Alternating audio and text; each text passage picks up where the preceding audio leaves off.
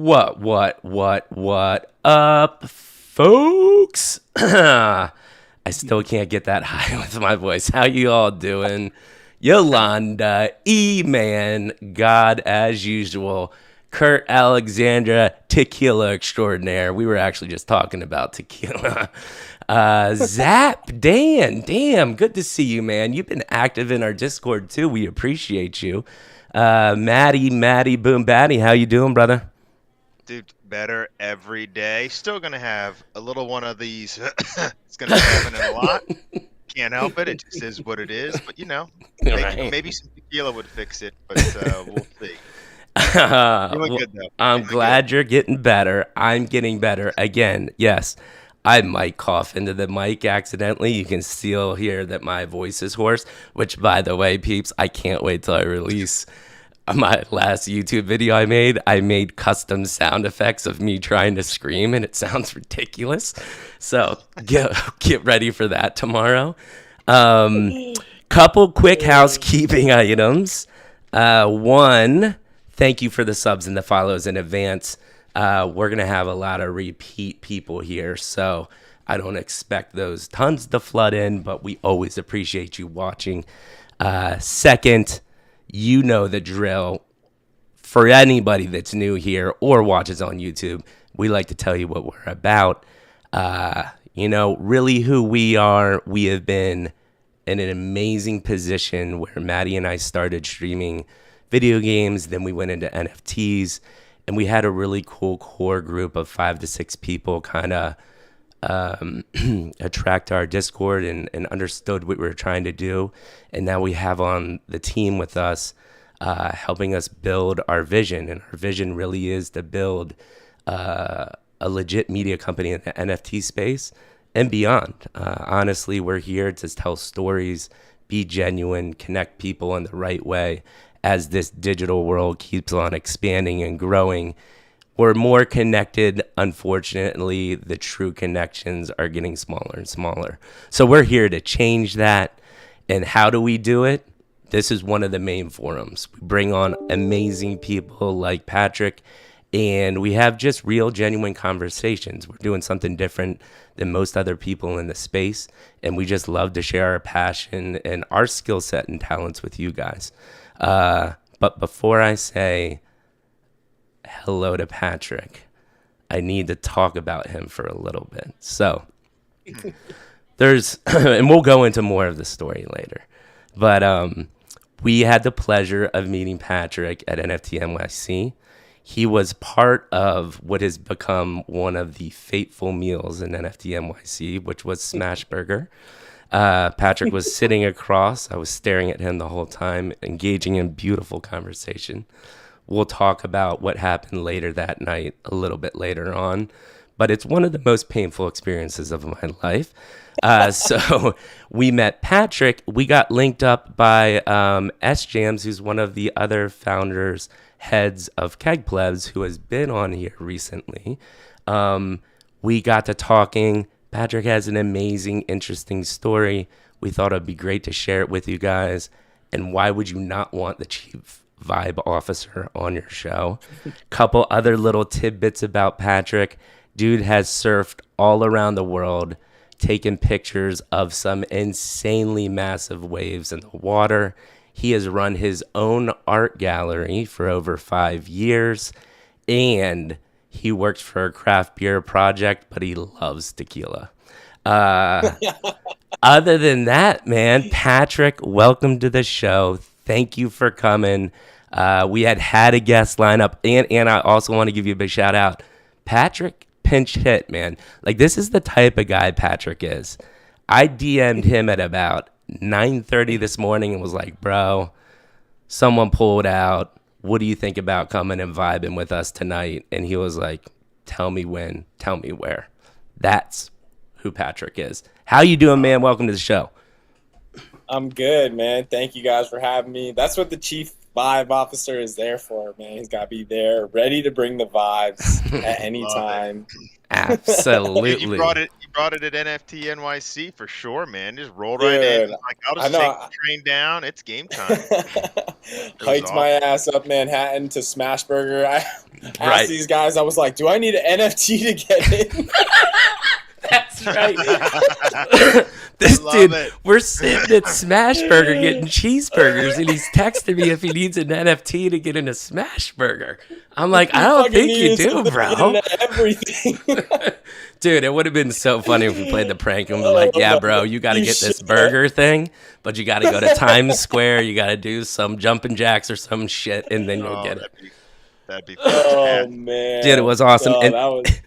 the other story that I love about you is we had this conversation, and Patrick's like, oh, yeah, man, you know, I trained in here because he lived trainable distance from New York, so he came in to experience the conference. I get a text from him like 4 hours later. He's like, yo, bro, ain't going home. So I don't know what happened. And you were hanging out with somebody.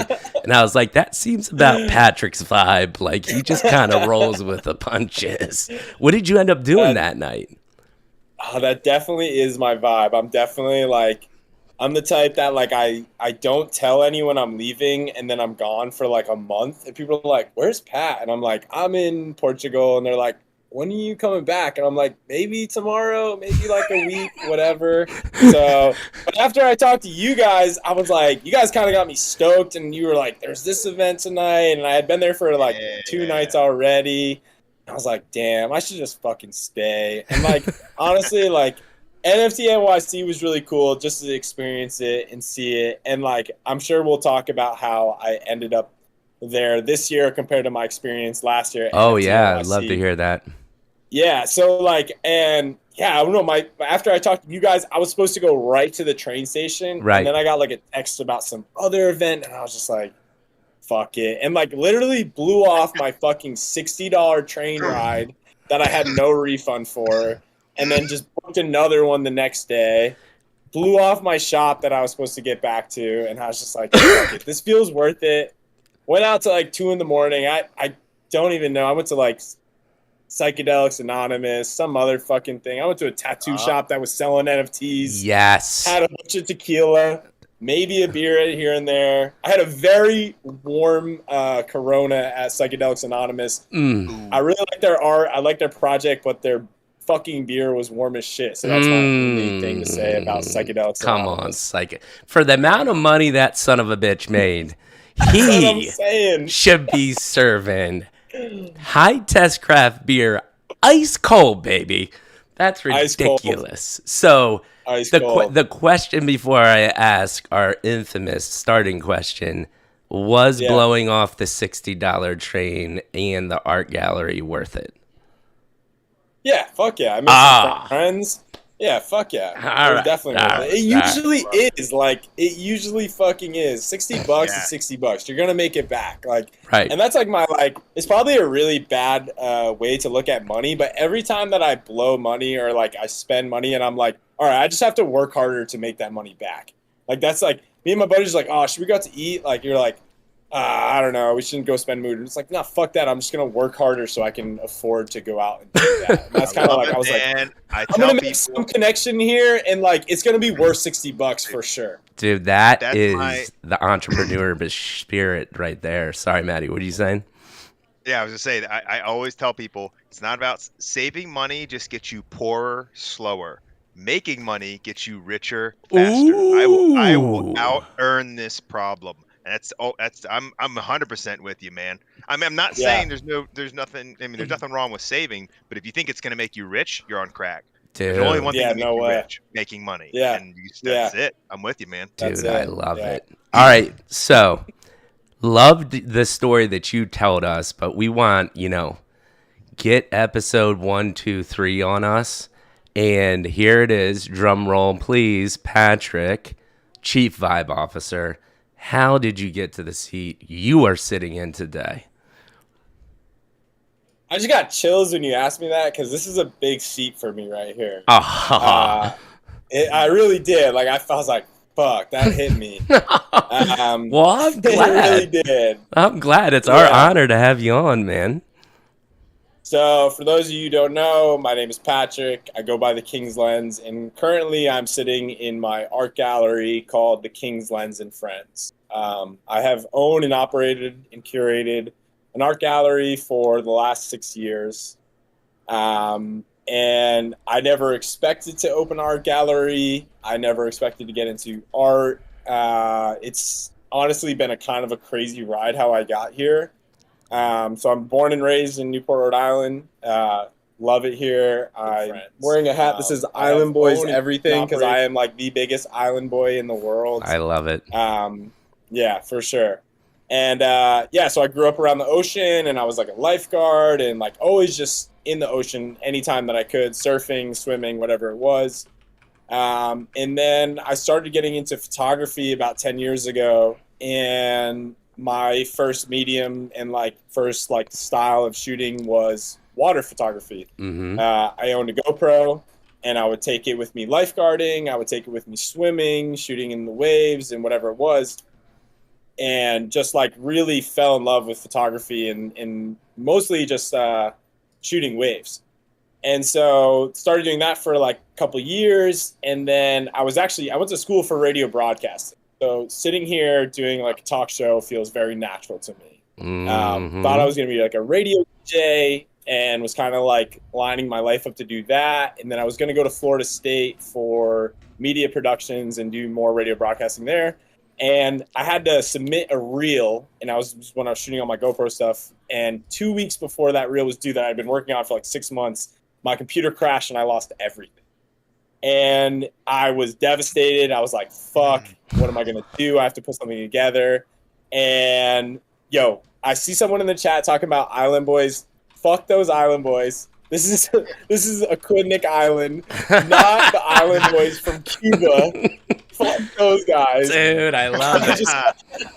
Dude, I love it. Shots fired. Love it. No, the true Island Boys. Come on now. The true Island Boys. Those kids are from fucking Miami. They might be island school in Florida, but fuck them. From fucking Miami. Oh, that's awesome. But so anyways, got into photography and then so my computer crashed, and then the same week I got offered a photography position for a marketing agency here. And I was like, all right, fuck it. I was like, let me try to do this photography thing full time. At the same point, people started asking me for prints of my work. And I was like, holy shit, I can make money off this. This is crazy. And so then I got offered to do a pop-up gallery. And this is like right when pop-ups were becoming a thing. I'll never forget, Drake did like the first OVOXO pop-up in New York City. It was one day. It sold out in a day. And I was like, damn, that's fucking genius. I was like, here's like low overhead. Fucking, you're in there for a day, so people know they have to get there and get it. There's lines out the door. And in high school, I had two really good talents. One, I could throw a really fucking good party. And like I had like the smallest 2-bedroom apartment with my dad, but that shit was packed every time I threw a party. Two, I love it. Bring anyone together. My friend groups were all over the place, and I had friends of every niche and just different stereotypes, whatever it was. Like I could go to every lunch table in the cafeteria, talk to them, and be like, hey, I have a party tonight, you should come. And I would mesh people very well. And so when I started doing pop-up galleries, it was super natural for me to be like, oh, I'm going to throw a really fucking great party, put art in the walls, and hopefully I sell something. And they did really well. In the first year, I did like 12, and I sold out nearly every single pop-up I did. And my photography was good, but I was always just really good at bringing people together. So I did that for like a year. I would do all these pop-up galleries. And then, and so then I traveled for a while. I lived in Hawaii. And I really got into surf photography. And I moved there because I was like, I saw these guys sitting on the beach getting ready to go swim out at 25-foot pipeline. And I was like, that's fucking insane. And I was like, I want to fucking do that. Like, I don't want to sit on the fucking shore and shoot sunsets and like stand next to 100 other motherfuckers who are taking the same photo. I was like, I want to swim out there because I'm a better swimmer than any of these motherfuckers. And I want to go shoot these big waves and fear for my life a little bit, but no one else is going to swim out there with me. Right. And so then I moved out there after a trip and bought a housing, bought fins, I bought a helmet, and no one taught me. I just like kind of followed people, and I was like, all right, I'll go out on like a 5-foot day. And then I would go out on like an 8-foot day. And then I went out on like a 10-foot day. And then one day it was just like 25 feet. And I'm sitting next to my friend.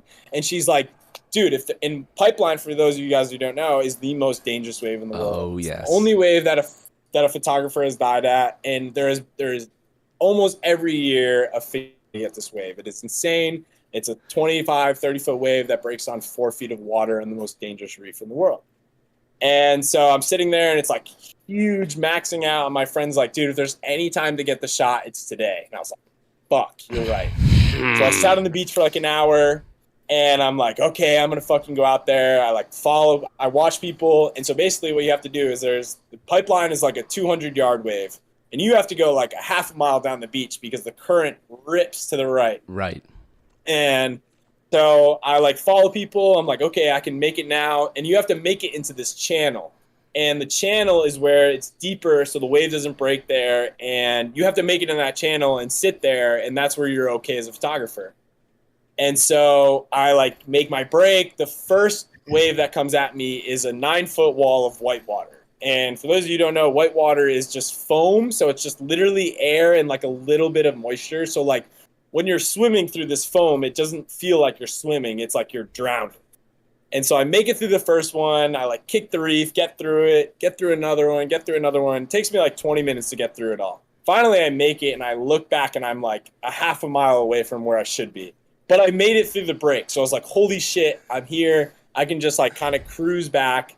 I get all the way back to Pipeline, and I go to take a photo, and my flash popped open from the force of the wave. So now every photo I've taken in the middle of the day is blown out.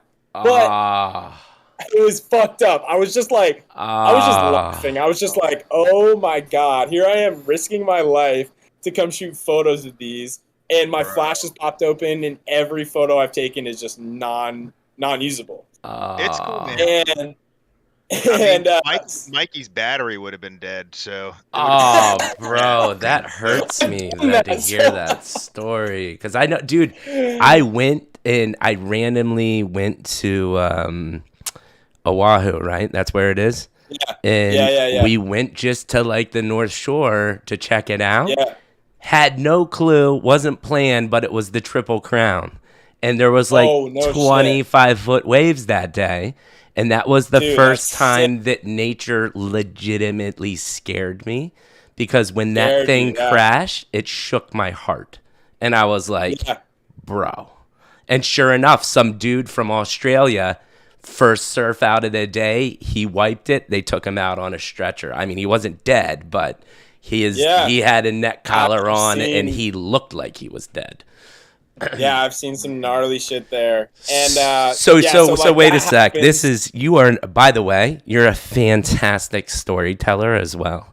So you've got the flashes out. Now you're blown. And you're still in the middle of the water. You got to finish the story. I'm out there, and I'm just like, oh my God, like my fucking camera is just basically like, might as well battery be dead, because anything I take right now is going to be blown out and not usable.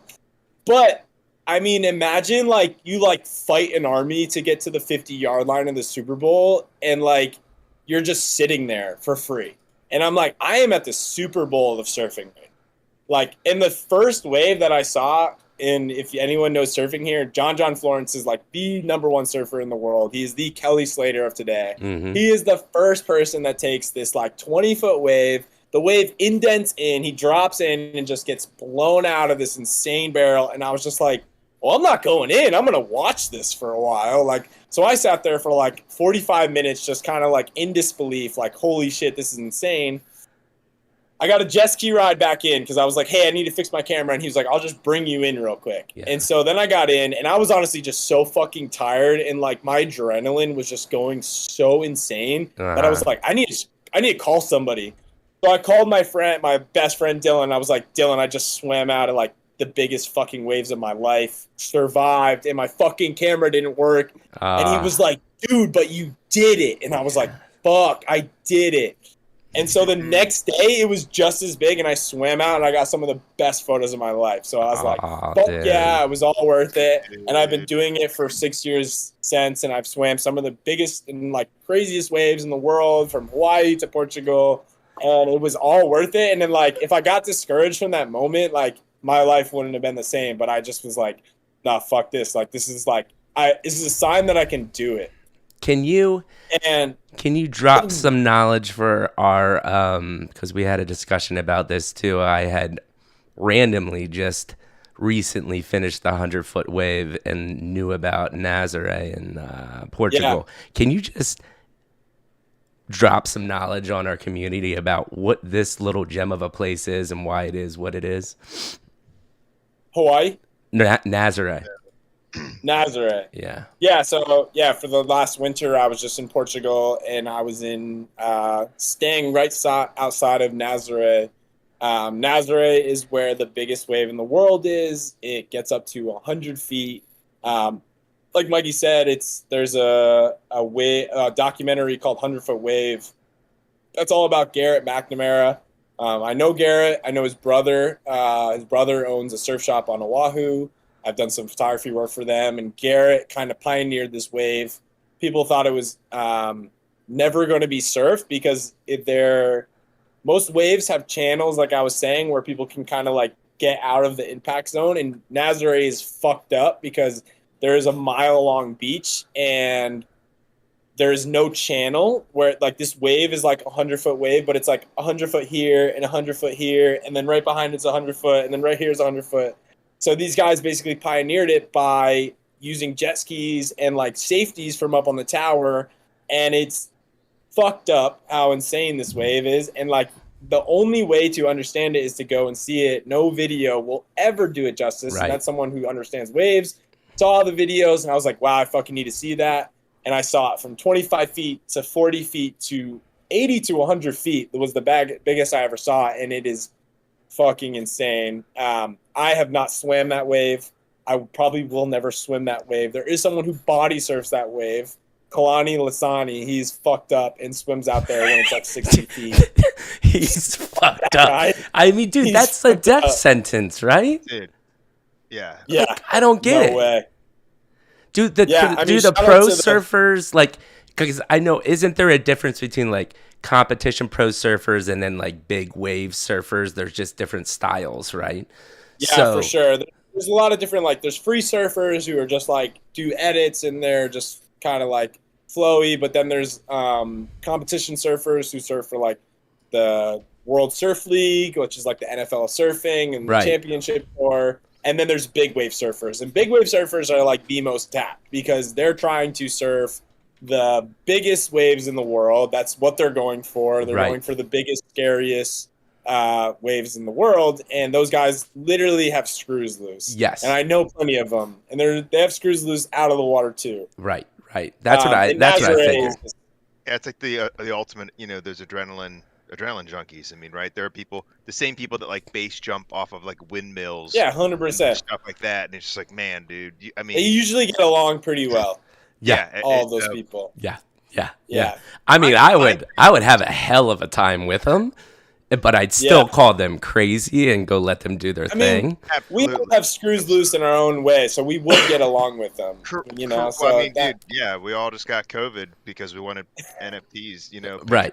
Creating JPEGs. So, so here's my question. I think this is a fair question to ask, given the fact that there's some pretty amazing drone operators. How has that not just become like the meta for those crazy 100-foot waves? Because like I could see a really good drone operator on a beach, you know, cruising in there and getting some of those crazy shots. But like, like what you're saying, swimming out there myself, hell to the no. You know what I'm saying? I mean, is that what's happening? Is that what they're doing? Are they using drones? I mean, people are using drones for sure. You're getting new perspectives of everything, you know? Like, someone was shooting from land until someone swam out, and they're like, fuck, that guy's going to get a different perspective of me. I think those things, I mean, now you have GoPros, you have 360 cameras, like, everything is always going to progress. There's always going to be a place and a time for each style.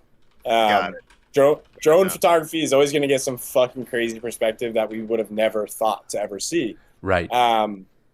So yeah, I don't know. I think it's Cool. all, All you know, right. time and a We'll place. see. Yeah, for sure. Oh, but I would probably add into what you're saying. Like there are people that live for that too, and there's they go and surf for the art of taking pictures, right? And I think Yeah. people really love that and enjoy that. And there's something about the perspective that a human eye and just the experience that you're not going to obviously be able to replace that with a drone.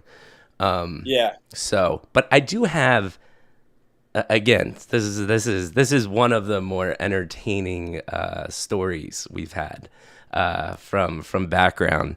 But there's one thing that actually stuck out in my mind, and I loved how you explained it, which was you do the pipeline, you get on the Yeah. beach, you're dead tired, you call your buddy, and you're like, bro, my camera broke, and your buddy immediately said, bro, it doesn't matter, you just fucking did that.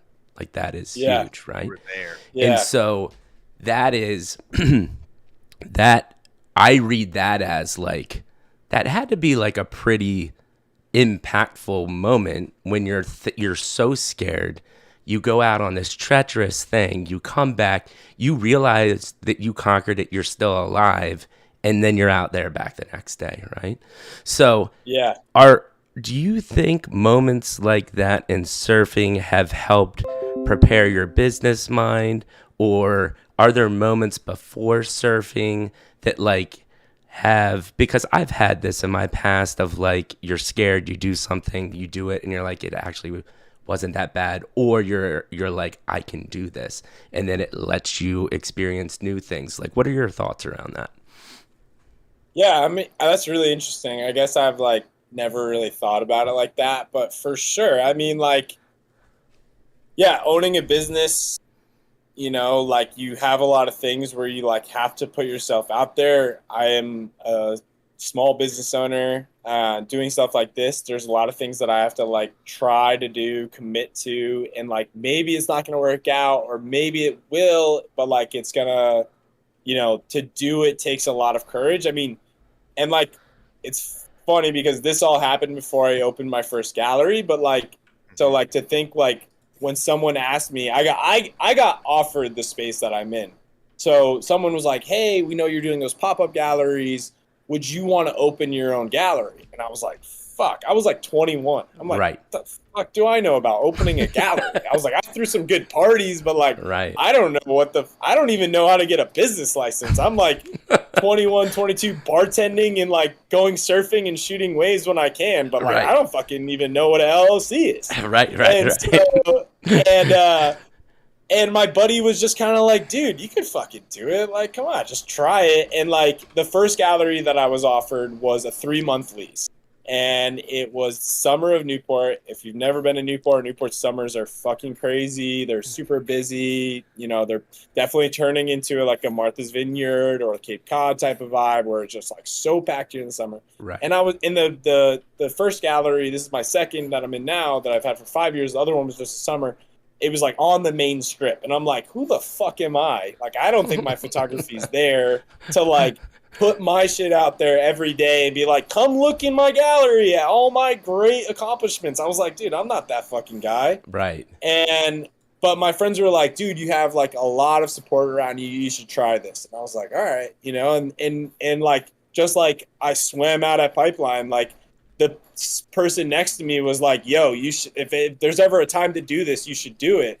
So here I am getting this offer to do the gallery. And like, I feel like most of the things, the craziest shit that I've done in my life is because I had someone in my corner that was like, you should do this. They believed in me first, you know? So like, I wouldn't be anywhere. And the name of my gallery, for anyone who doesn't know, is called The King's Lens and Friends, because my whole establishment, my community is built by my friends. I wouldn't be here without them.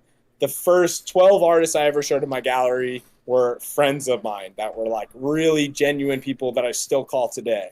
So I don't know, like thinking back about that and just like how everything happened and like moments like that in the surf where my friends were like, yeah, but you fucking did it. Keep, you know, ride that momentum. Right. Definitely translate right into my business and like what I've taken my shop into. And now I've been here for 6 years and like there's plenty of times that I was like, I should walk away now. And my friends were like, dude, you got this. You should still do this.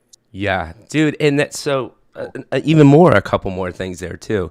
I think I'm very impressed by because there's a lot of people that see success and take all the credit, right?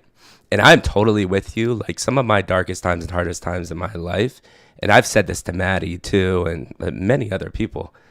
A lot of reasons the only way I got through it is because of the support network and the friends behind me. So like, I just props to you for saying like and recognizing that like, dude, it is massive to have help and the right people around you to be successful, right? And that's why ultimately, that's why Maddie and I wanted to start a business together. Like, what better way to do it with your best friend that you know has the same mindset and is there? I mean, how magical is that, you know? So it's just really cool 100%. To hear you say that. Matt, did you have any thoughts about that? Because that just struck me immediately. No, not specifically on that. I didn't want to actually kind of derail that. I do want to go back because we skipped from the photography out on the surfboard to opening the gallery, but I actually really enjoyed hearing that like phase where you were just doing the pop-up galleries because I thought that was an interesting part of this equation that got you to a point where you're like, well, shit, I could do this. And so I'd love you to kind of dive into that because I don't think a lot of people, I wouldn't have known anything about how to start it. You said you didn't know how to start an art gallery, what to do, but you did have some venues where you had done that. So like walk us through that phase. Yeah, so the first one was at a burger shack here in Newport, not Smash Burger. Thank God. But if you ever come visit me in Newport, we're going to go to Mission Burger. It's the best fucking burger in the world. So good. I love it. Dude, we will come to visit you. This is 100% happening. Please do. Please do. I can't wait. But so I did the first pop-up there, and then I was like, oh, there's something here with these pop-ups, and like, you know, no overhead to little overhead. And I was like, all right, let me try to do a couple more of these. So I would go out and like look for venues, look for some walls, look for places that might be underutilized on like a Thursday night. And I'd be like, hey, I want to do an art show at your restaurant or your venue and, you know, put a bunch of art on this blank wall for a night. And like, I'll host it. I'll bring a bunch of people. You can sell your booze and your food. And then do that. And so I did that for like 12 different shows, and I would do them all around Newport. I did a couple outside of here. I did one in Hawaii before I opened a gallery there as well. And so like doing that was super interesting because I just saw like, and it helped me build my business plan for my gallery now, because I was like, oh, if you're only there for a week or you're only there for a night, people are like really motivated to go and like celebrate and hopefully buy something that night because they know the next day it's gone. Right. And like, they're not, you know, as much as people are like, oh, give me your website. Like they're not fucking buying on your website, especially scarcity, back then. So it's right? just like, yeah, you know, so scarcity, it's almost like NFTs. It's like, yeah, get it before it's fucking gone. Yeah. And so, and then when I did those for like a year, and like I would have like a bunch of other artists come through to like just bring all of their followings, and I would have music or whatever, just really good parties. Like I said, I would just bring a bunch of the people that I knew and like have these good parties, and hopefully they got drunk enough and bought something off the wall. After the third, fourth tequila drink, they're like, that looks fucking awesome. I'm going to take it. I love it. And so, yeah, I did that for like a year. And then when I got offered the space, and I was like, oh, how the fuck am I going to like get people in here every week? And so I was like, well, I have all these talented friends that are doing artistic endeavors. One was a surfboard shaper. One owned a clothing designer. One was a painter. One was a sculptor. One was this. And I was just like, oh, I fucking have everything I need. I'll save one wall for them, and every Thursday I'll throw a party where these guys can do a pop-up. And I was like, I'll become the pop-up mecca of Newport. And at this time, no one was doing that. Now you go, there's a fucking pop-up every fucking block. Everyone's having artists come through their restaurant. Look like, what you did. I really did. Like, fucking Newport better know that I fucking set this place off. And honestly, like, it was a time where, like, the old, like, because Newport has like the Newport Art Museum, and there are a lot of like art galleries here, but they're like, you want to walk in and like not touch anything. Like, you don't want to get too close to the wall. and like you don't want to like talk to anyone, and there's probably some old dude just like looks up at you, and you're like a 20-something-year-old kid, and they're like, fuck you, you're not buying anything. And I fucking hated that. I was like, why do I go to all these art galleries here and be like not accepted or welcome? And I think the best thing that I did was like make somewhere that's welcoming.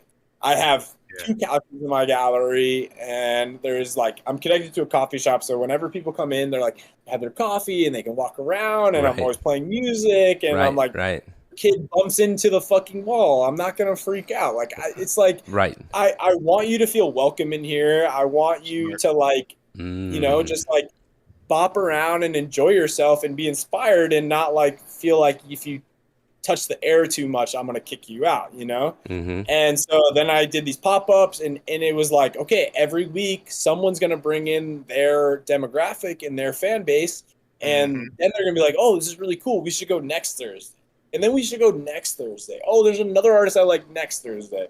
So I did that for a summer, and then I moved to Hawaii, and then I came back because I got another offer for the gallery that I'm in now, and I've been here for 5 years. And I've been doing these shows every summer. I do every Friday for the last 5 years. Wow. And then in the fall and spring, I do a show every other Friday. Okay. So in the last 6 years, I've featured over 200 artists.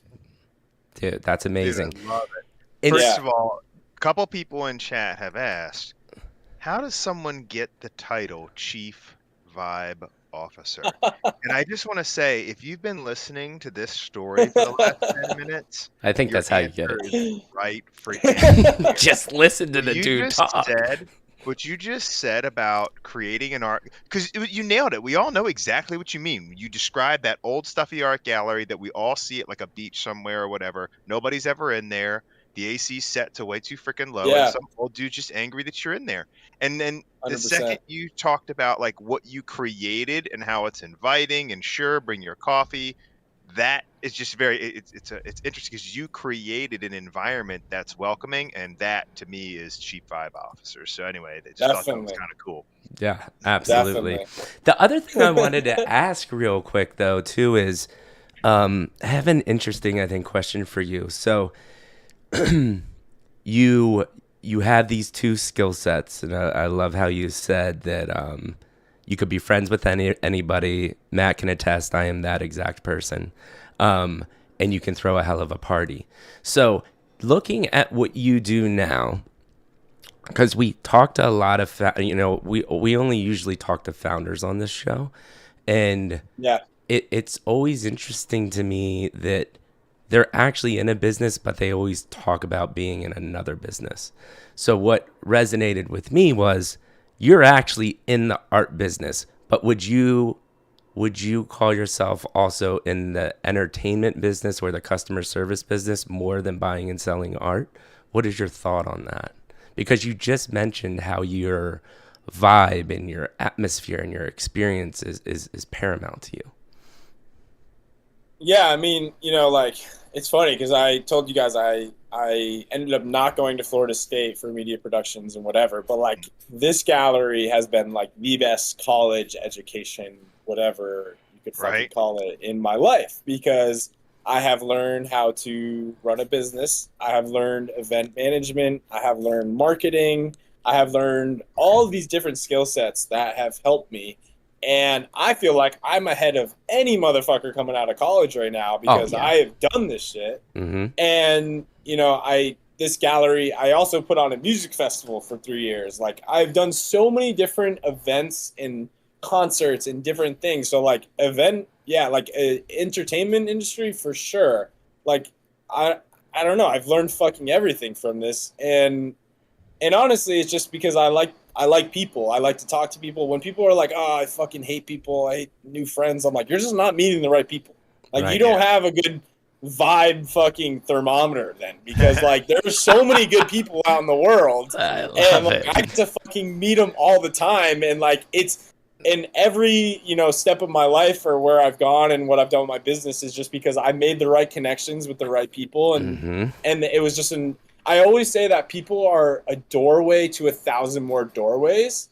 And there's some people you go through the door and you just fucking close it. You're like, no, I'm not going through that door. And then there's other people that you're like, oh, I'm going to go through this because I know I'm going to meet 1,000 more people from you that will give me 1,000 more doorways on top of that. And like, I'm just going to keep exploring. So like, that's always what I think about when I like meet people and different interactions and how my business works. Yeah, no, I love that quote. And I think you just gave me an idea for a content series for us, which is midlife guess one line quotes. And it's just going to be a montage. And that is absolutely one of them. That again. Meeting one person is like a doorway to 1,000 doorways. Yeah. Meeting one person is a doorway to 1,000 more doorways. Thank you for articulating that so clearly, so now I can cut it perfectly. Dude, love it. So good, dude. So good. I love it. And so let's talk about amazing job, by the way. I mean, I don't know. We've already almost been talking for an hour, and this is That's crazy. Isn't it crazy? Because we're just having a good time. Yeah. And we haven't even got the Keg Plebs yet. So like let's talk about your vibing out. You have literally created the hip stand-up gallery in your town. Yeah, How in the hell do you stumble upon NFTs? All right, this is a fun one. All right, so last October, it was Halloween, and I had just had an artist do a show on Friday, and she was going back to Greenport, New York, which is on the fork of Long Island near Montauk. And I was like, oh, I want to go to New York City, visit a friend. And she was like, oh, you could drive back with me, catch the ferry to Greenport, take the ferry over, and then take the bus all the way to Brooklyn. And I was like, yeah, fuck yeah, let's do it.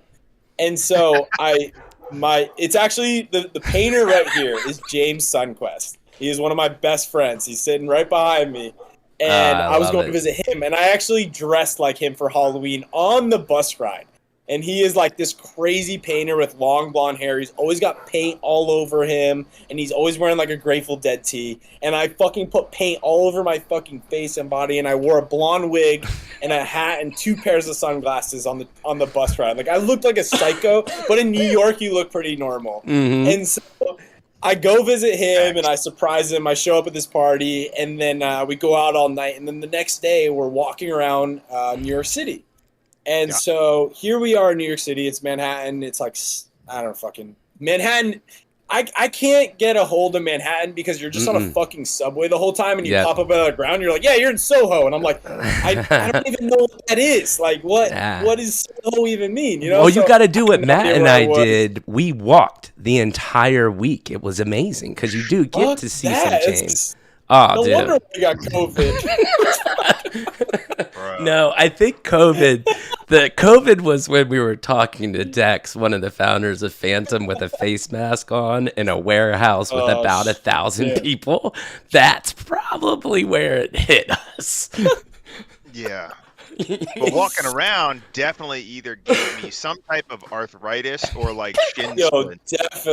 Definitely shin splints. I constantly, I kept telling my bro, my kneecaps are going to eject off my legs and kill someone in front of me. That's how it felt. It definitely described every morning that dude, you got to go back to our YouTube when you're done and just watch the YouTube shorts. There's literally a video of me every morning just going, my body is broken. And it was from all of the walking and then followed by the 3 a.m. DJ parties. Oh my God, it was brutal. That's why my legs feel better. My immune system is stronger. Is because I took the New York City subway. Yes, exactly. When that's the better way to go. Jeez. Yeah, when the subway is the cleaner of the options. I think I'm having like an episode of having like a visceral memory of what happened there. I'm sweating talking about it. Okay, so you're in this costume. So we're walking around Manhattan, and it's the middle of the day, and there's like fucking this line wrapped around this huge block in Manhattan, and I'm like, what the fuck is going on here? And me and James, I'm like, let's go ask these motherfuckers. What are they standing in line for? Maybe I want to stand in line. And so we go up, and I'm like, it's like the nerdiest group of people I've ever seen. Like, I was like, oh, it might be a convention for, like, Geek Squad or something. I'm like, I don't know. And I walk up, and I'm like, what are you guys standing here for? And they're like, it's Bored Ape Yacht Club merch drop. And I'm like, they're like, do you have one? I'm like, oh, I'm like, what the fuck is that? And they're like, peasant. And I'm like, damn, like, the vibes were not good. I was like, all right, fuck you guys. Like, and I'm like, what the fuck's a Bored Ape Yacht Club? And my buddy James is like, I don't fucking know. And mind you, to the people watching, I have no fucking idea about NFTs. The only thing I know at this point is Beeple sold some shit for $69.9 million, and people are freaking about electricity. And I'm like, I don't fucking know what they're talking about. Right. And so then we're like walking through the park, and this girl's talking about the metaverse, and then I see Beeple's doing NFT NYC, and I was like, oh my God, it's fucking NFT NYC. Like, what the fuck is that? and so I go home, and I'm just like so bamboozled that I got fucking punked off by these kids who were like, yeah, Bored Ape Yacht Club. I'm like, what the fuck are they talking about? So I own an art gallery. I'm in the art world. I'm hearing all this shit about NFTs. And I'm like, fuck it. I need to just stop hating. I need to stop like being ignorant and just figure out what the fuck is going on here. And so I go home, and my mom asked me to, she like runs this retirement home. She asked me to like paint a house there, or paint one of the rooms. And I'm like, all right.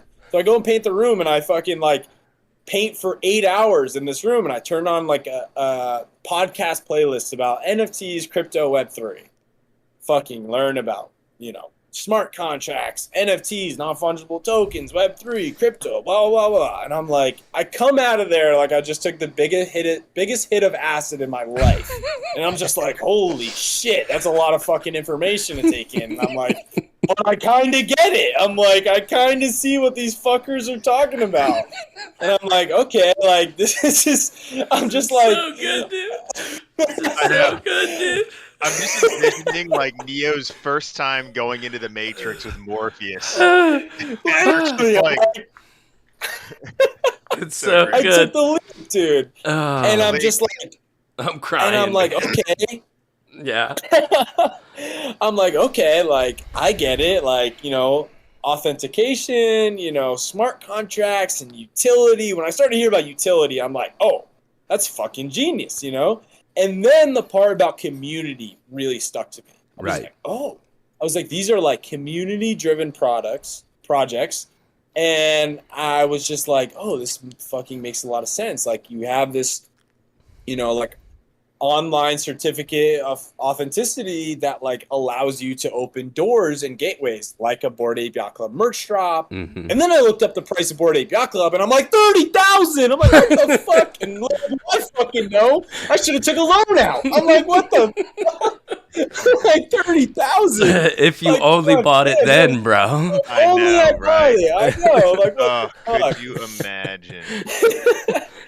And so after that, I'm just like, okay, I'm kind of into this shit. I'm like, I'm going to start, like, first thing they're like, get a Twitter. And just so everyone fucking knows, I was on Twitter in 2010 because my football trainer was like, you need to get on Twitter. 50 Cent is, like, posting girls' nudes and shit. I'm like, what the fuck are you talking about? I love that your catalyst to Twitter is 50 Cent posting nudes. 50 Cent was the king of Twitter in 2010. You are killing me, bro. You're killing me. This is a Maddie just walked away because he couldn't handle it. He's coughing his ass off right now. He can barely breathe. Oh man, I shit you not. So good. You gotta get on there. You gotta get on there. And I'm like, what the fuck are you talking about? So I was deep. I had like 20,000 tweets in high school on Twitter. Like, I was so deep in Twitter. Nudes. I had to delete it because I'm tweeting in high school. I wasn't tweeting anything good, dude. Like, Twitter in high school was like, I was like, just smoked a blunt behind the cafeteria. Like, nothing good was on there. It was my pothead journal. And I'm like, I'm pissed that I gave up on Twitter because now it's like the fucking epicenter. And if you got 30,000 followers on Twitter, you can sell out a project in 5 seconds. I'm like, what the fuck? Well, on top of that, if you ever want a corporate job, you are fucked. Like, you're you're done. No, you're stuck. God bless Sydney and T-Sis for taking me in. You I are love it. stuck to starting your own companies for the rest of your life because you just degendered life on Twitter. I got this tattoo because I was like, I'm never working for anyone again. I was like, no way. That's it. I'm for myself with people, but that's it. I love it. Yeah. We actually had another guy on this show that got his knuckles tattooed because he wanted to show it at a job interview, and that was the last job interview he ever did. Yeah, definitely, dude. Like as soon as I got my finger tat, I was like, I'm never working for anyone again. I was like, because if you can't take this, you can't take me for sure. Yeah. And so anyway, I fucking like get back on Twitter and I'm like starting to dive into the NFT world. And first NFT I ever bought was, and because I was like, okay, well, I'm only gonna buy shit that I'm like into and like that has utility. I was really driven by the utility projects. And I was like, oh, there's this one called Surf Punks that I started to see. And a couple of pro surfers that I know were like posting about it. Now I know not to fucking believe any fucking influencer, but you know, I was young and whatever. But I bought this this NFT called Surf Punks. And Surf Punks is a surf project. It's a CryptoPunks derivative of all these different surfers. And the utility is that you get to go to wave pools around the world. So in March, I went to Waco, Texas, to where Waco Surf Ranch is, and I got to surf with 100 of the holders and a bunch of pro surfers, and it was epic, all from this fucking NFT I bought. And I was like, I get it. This is sick. Yeah, if all NFT projects are like this, I'm fucking in. Like, this is sick. And then before that, though, I reached out on my Instagram, and I was like, hey, who's in Rhode Island, smallest state in the fucking U.S., who's doing NFT projects? I was like, who's creating NFTs? Because I'm like, fuck, I'll be the first person to do fucking NFT projects in Rhode Island. Like, that's sick. And so there I am putting myself on Instagram, and I have two people reach out. One is just another guy who's like deep in the crypto world. And then Sydney and Isaac reached out to me. So they are the founders of Keg Plebs. And they're like, hey, we live in Newport where I live. And so they're like, we'd love to meet up and talk to you about what we're building on and see what you're, because at this point I'm just trying to learn. I just wanted to like talk to anyone who would talk to me. I just want to soak up as much knowledge because I'm someone who like I can't go into anything until I fucking know. Like I need to like hear everyone's experiences and like you know just learn. So I go meet up with them at a craft brewery, and so we go get a beer at this place called Rejects, and they're like telling me about what they're doing. And so it was called Keg Plebs, and it was like this craft beer NFT project where the utility is like discounts at breweries around the world and how they're trying to build this like brewery guild and like collective of all these sick breweries. And so they tell me all about their project, and like Isaac was still drawing it at this point. It was like still super baseline, and this is when fucking NFTs are like at all-time high. Right. So like the market is just booming. Anything you fucking put out there is gonna sell. Like people are just giving out ETH like it's candy. And so I'm like, oh, that's super interesting. And I tell Sydney my story and like how I'm a community like driven person and how and I still have this project in the works and I still want to do it, but I wanted to do the 1,000 Waves project where I would put out 1,000 different wave images, and they're all different waves that I've taken in the last 10 years. And like there'd be certain sequences that if you bought them all together, they would unlock certain things. So maybe it was like a trip to Hawaii with me to go shoot Pipeline. Another one would be like if you bought all 6 sequences of this, you would get the printout of it. And at the end of all 1,000 images selling, I would do an art show where I would get like a fucking factory and put all 1,000 images up, and they would have a QR code and they'd be for sale by owner, not by me. And so, and I told Sydney this project, and she gassed me the fuck up. She was like, you need to do this. You're the perfect. She's like, you already have the community. She's like, you got it. Gas me up. She's like, you got to do this, blah, blah. And I was like, all right, yeah. She's like, you have community. You're really good at this. And then that was like the last time I saw her. And then like a week later, I left for Portugal. And so we kept in contact, and I like dropped in their Discord. I was like one of the first people in their fucking Discord. And I was like, you know, starting to get my NFT feet wet. I bought some fucking elderly ape yacht club, like some stupid shit because they played bingo. Like I was just like DJing. I was like, yeah, fuck it. Luckily I made money before money fucking ran out of the NFT space. So yeah. I did all right, and I was like, yeah. I told my friends, I was like, I'm gonna buy a house off NFTs. They're like, shut the fuck up. I'm like, no, really? No, that's not gonna happen. Not now, not anytime soon. It almost happened, and then it didn't. Fucking happened. It almost happened. We were so. We all saw it, man. We all were about to buy houses, and then we really were. Yeah. Oh, dude, that's so good. So you went to Portugal. Yeah, I went to Portugal, and then so I went to. Go ahead. I went to Portugal. I was out there for like 3 months. I was just exploring there because I've done Hawaii for the last 6 years. I wanted something different. I really love the culture there. I love the people. And so I was out there exploring, but the whole time I'm like keeping up with Keg Plebs and like seeing what they're doing, and they're like getting ready to launch their project, and like everything looked really fucking good.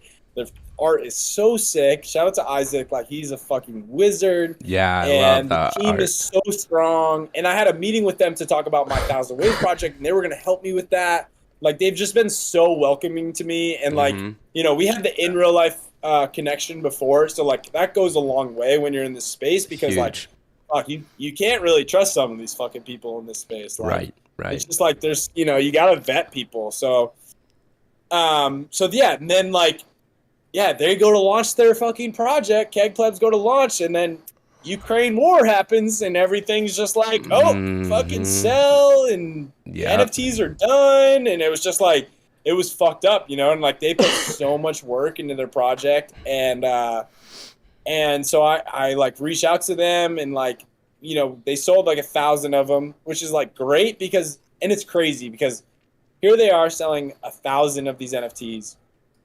And like first week, you know, like I was in a project that like they didn't sell enough, and people were like, burn the collection. Like they're fucking freaking out. Like, you know, like, whatever, like drop the price, and like no one sold. I was just like, wow, this is a fucking real community. Like people are like, yeah, we get discounts on beer. Why the fuck would I sell this? Like that's worth more than the fucking ETH that I spent on this, you know? And it's just like made sense. And then I had a conversation with them, and I was like, hey, you guys need help with like marketing? Like I really believe in what you're doing, and there's nothing easier for me to sell than something I believe in. And I was like, if you guys like need any help, and I was just lucky they like hired me on, and I've been with them ever since, and I'm really fucking excited about the project. And it's a project that I like, when I took the job and I saw the market was doing so bad and like going where it's going now, and I was like, oh, this project doesn't even fucking matter about the market, right? You know, fucking you know, any depression that's ever happened, people are still drinking beer. Right. People are still going to go get drunk. Right. People are going to go to the brewery. And I'm like, that doesn't fucking change. You know, and I was like, if you buy an NFT and it's going to get you 15% off beer for the rest of your fucking life, you're going to make that money back real quick, because you're not going to stop drinking beer because the market's down. You're going to probably go drink another because you're fucking depressed. So it's just like...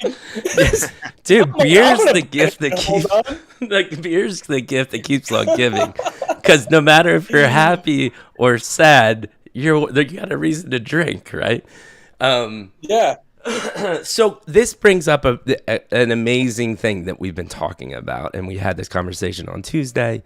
I just did a little YouTube short about it. Is like the 10K PFP collection gone, and this whole utility.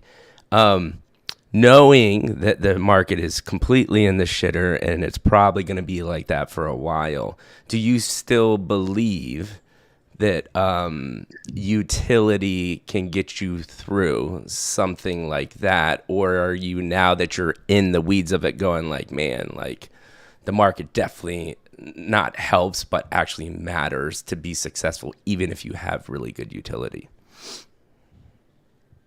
Honestly, like, I think between NFT NYC, and then I just went to like a Web3 summit at MIT, which was super interesting. I went with the Keg Plebs team.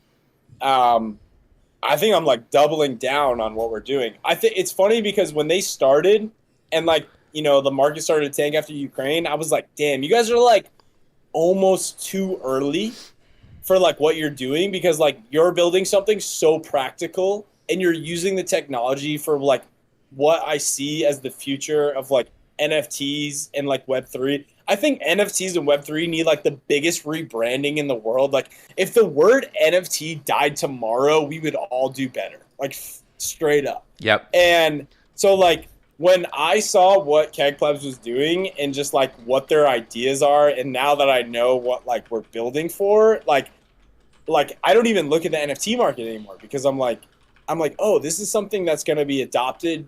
And like, I think that's the thing that people are missing the most. It's like, we went to NFT NYC. It's like, yeah, we went to the parties that you had to be like holders at, and like, there's Ape Fest and there's this thing, and like, but like the thing that all of those projects missed out on the most was trying to onboard the normal people in everyday society. Yep. No one was doing any educational events throughout the entire fucking world of New York City, which might as well be bigger than the United States because that place is fucking massive. Right. Like no one was having any onboarding events. No one was trying to educate people. It was like, no, look at what we're doing. You can't come in because you don't fucking have this. It's right. like, why do people want to join that? Right. It's like, that doesn't fucking, you're never going to grow the network. No wonder why fucking ETH is down, because you guys are dickhead crypto bros. It's like, who the fuck wants to join that? It's the old school art gallery. It's the old school art gallery. It is the old school art gallery. Yep. And it's just like, damn, these fucking people like think that they can just like schmooze and act cooler than everyone, and then people will want in. But it's just like, dude, you're not going to build a community like that. And it's like, and that's what I saw. Exactly. So it's like the old school art gallery. So like, right. For Keg Plebs, like when the bear market hit and like people are like, oh, now I'm only going to buy something that's going to get me something. Yeah. AKA fucking utility. Right. So it's like, right.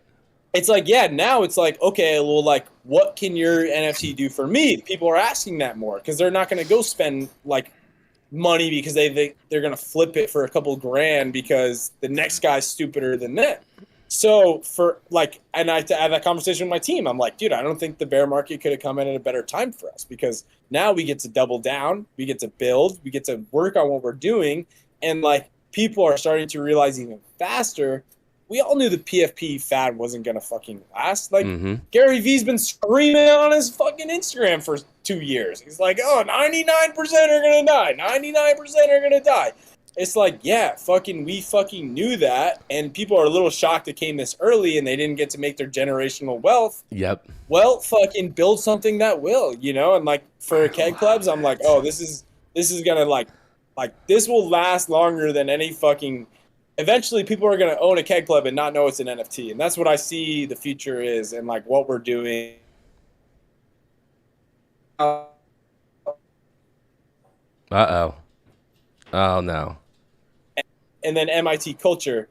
Something happened. Something happened. What happened? What'd you do, Mike? Hold on. All right, we're back up and running again. I don't know. Are we good? Yeah. It just my internet, I think, just like pooped out there for a second. So go back to go back like 3 sentences, and then we'll be caught up. Yeah, but like me and my team were talking about.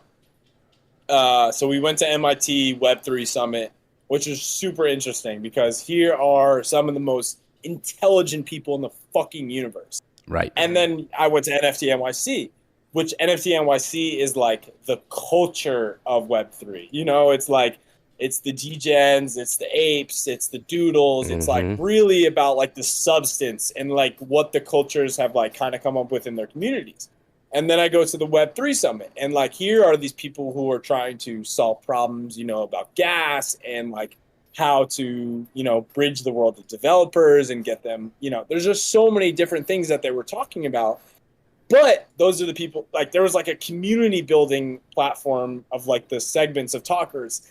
And I'm like looking at these people's Twitters, and like they're like, they fucking have no community. I'm like, what the fuck do these people know about building communities? Like, yeah, okay, you have like a fucking $300 million backing from some huge crypto firm, but like you don't know the first thing how to even talk to someone. So like you are clearly missing the memo on culture and like what these other NFT projects, and I was like, you have to find a way to mesh the two. Right. Because like, NFT projects, they need these people who are MUT, these fucking geniuses, and like you guys need to come together, and that's like almost the hardest thing. And that's like part of my job is like, okay, we have like our fucking developers that are geniuses. Like these kids that I work with are so fucking smart. And then I have like me and like Isaac and SJ who are like these like Web3 people who like understand the marketing aspect. And like they have conversations with us, but I'm like, okay, but like we need to be able to bring it down into like layman's terms. Right. Like, we need to be able to like express this and talk to people. And like, yeah, it's fucking fascinating, but like, how am I going to tell my friend Joe, who loves Budweiser, why he should buy a Keg Pleb? You know, like that's the difference. Is like we need to bring Joe in here. Yep. And so that's like the most interesting thing I think about Keg Plebs is like, okay, we have a product that like it's gonna bring you real life value. It's gonna bring something into your life that will like you have ownership of. And like at the end of the day, you don't even need to know it's a fucking NFT because it's gaining you that real world value, but it's bringing all the technology of Web3. So for me, that was like the easiest selling point to be like, yeah, I'm in on this. I'm like bullish to like fucking kingdom come. Like let's go on this. I'm all in. And my gallery shuts down September 1st, and I'm all the way in with Keg Plebs. Because I'm like, I see the future of this. So couple reactions. Amazing story as always.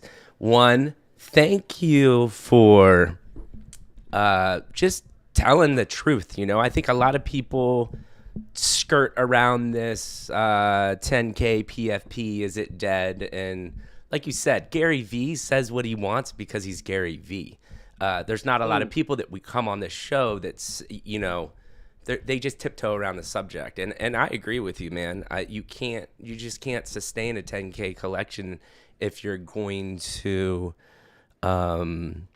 rely on secondary sales. It's just, that's not a sustainable business model. So, and more and more people need to understand this. And so it's really cool to know that you're in it for the long haul, no matter what, because you believe what you're building is sustainable and profitable because of the utility that you're offering. I also want to follow that up by, what are your thoughts? And I would love to know if you have conversations with SJM and your team, because we had this conversation with Crypto Gorilla on Tuesday. And I think it's a valid conversation to have, which is, we're still in this honeymoon phase. Well, not anymore, but we were in the honeymoon phase where, you know, Clementine's Nightmare was a video game. People are buying this shit for like over an ETH, right? At that time is like close to $4,000. And it's a PFP to give you the right to play a video game. Well, once the game comes out and you realize you only make $50 a day playing the game, they're going to be like, why the fuck did I spend $3,000 on an NFT on something that's only yielding me $50 a day? So do you talk about this overhyped pricing to what is your strategy going to be when people realize once the utility out, these things will probably still go down in value because people are now seeing the practical use cases and how to expand. It's more kind of like marketing to the average Joe that drinks Budweiser about what an NFT is. Do you talk about that a lot? Are you not there yet? I'm just interested in that conversation. What are your thoughts? Yeah, I mean, like, I think like for us and like, I mean, just for anyone who doesn't know, who's like listening right now, like Keg Plebs is a craft beer NFT project. If you buy our NFT, you have basically a pass to go into any of the breweries in our network, and you show this pass, and you get to gain benefits and rewards when you go there. So it's basically a loyalty membership at these breweries. And our idea is for every brewery that gets into our network, everyone's value is built up by every time a new small brewery joins our network. So this is a way for, you know, the brewery down the street to compete with huge conglomerates like Budweiser, Anheuser-Busch, fat tire or whatever it is that can like allow them to give benefits. So now if you're getting 15% off at your brewery down the street, well, now you can go to Miami to the Tank Brewing, which is the beer that I'm drinking right here, Pleb Nectar. This is what our NFTs look like. I still have one of those in my fridge, by the way. It's delicious. So fucking good. It's so good. Someone asked if you said it tastes good, they'll buy it, and this shit's delicious. Yes. And so now you have a pass that not only gains you access to the brewery down the street, but also in Miami. We have a brewery in Hungary. We have a brewery in Colorado, High Hops Brewery, that will ship nationwide. We have a brewery that we just signed in Nicaragua called Nica Brewing Co. And that's some alpha that no one knows yet. And I'm telling your fucking people. Alpha alert. Dude, I'm going to follow that alpha up with, you're about to have a handful in San Diego because Mikey G going to be repping the Keg Plebs.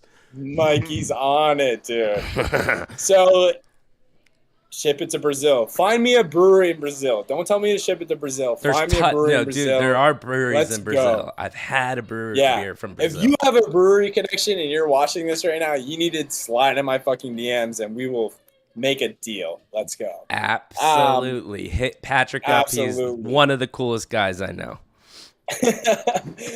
And so, so like us, our main target is almost outside of the NFT realm, because for so long the NFT realm was like, oh, utility projects don't matter. Like there was like this like brief period before the bear market hit that people were like, you don't need utility, like it can just be art, PFP. And now all those people are like selling and like fuck the NFT space, So like for us, we're always trying to figure out, like, we're like education first. Like, okay, how do we get people educated on like, because we also believe in like crypto and DeFi and like all the things that like Web3 stands for in this technology and being decentralized.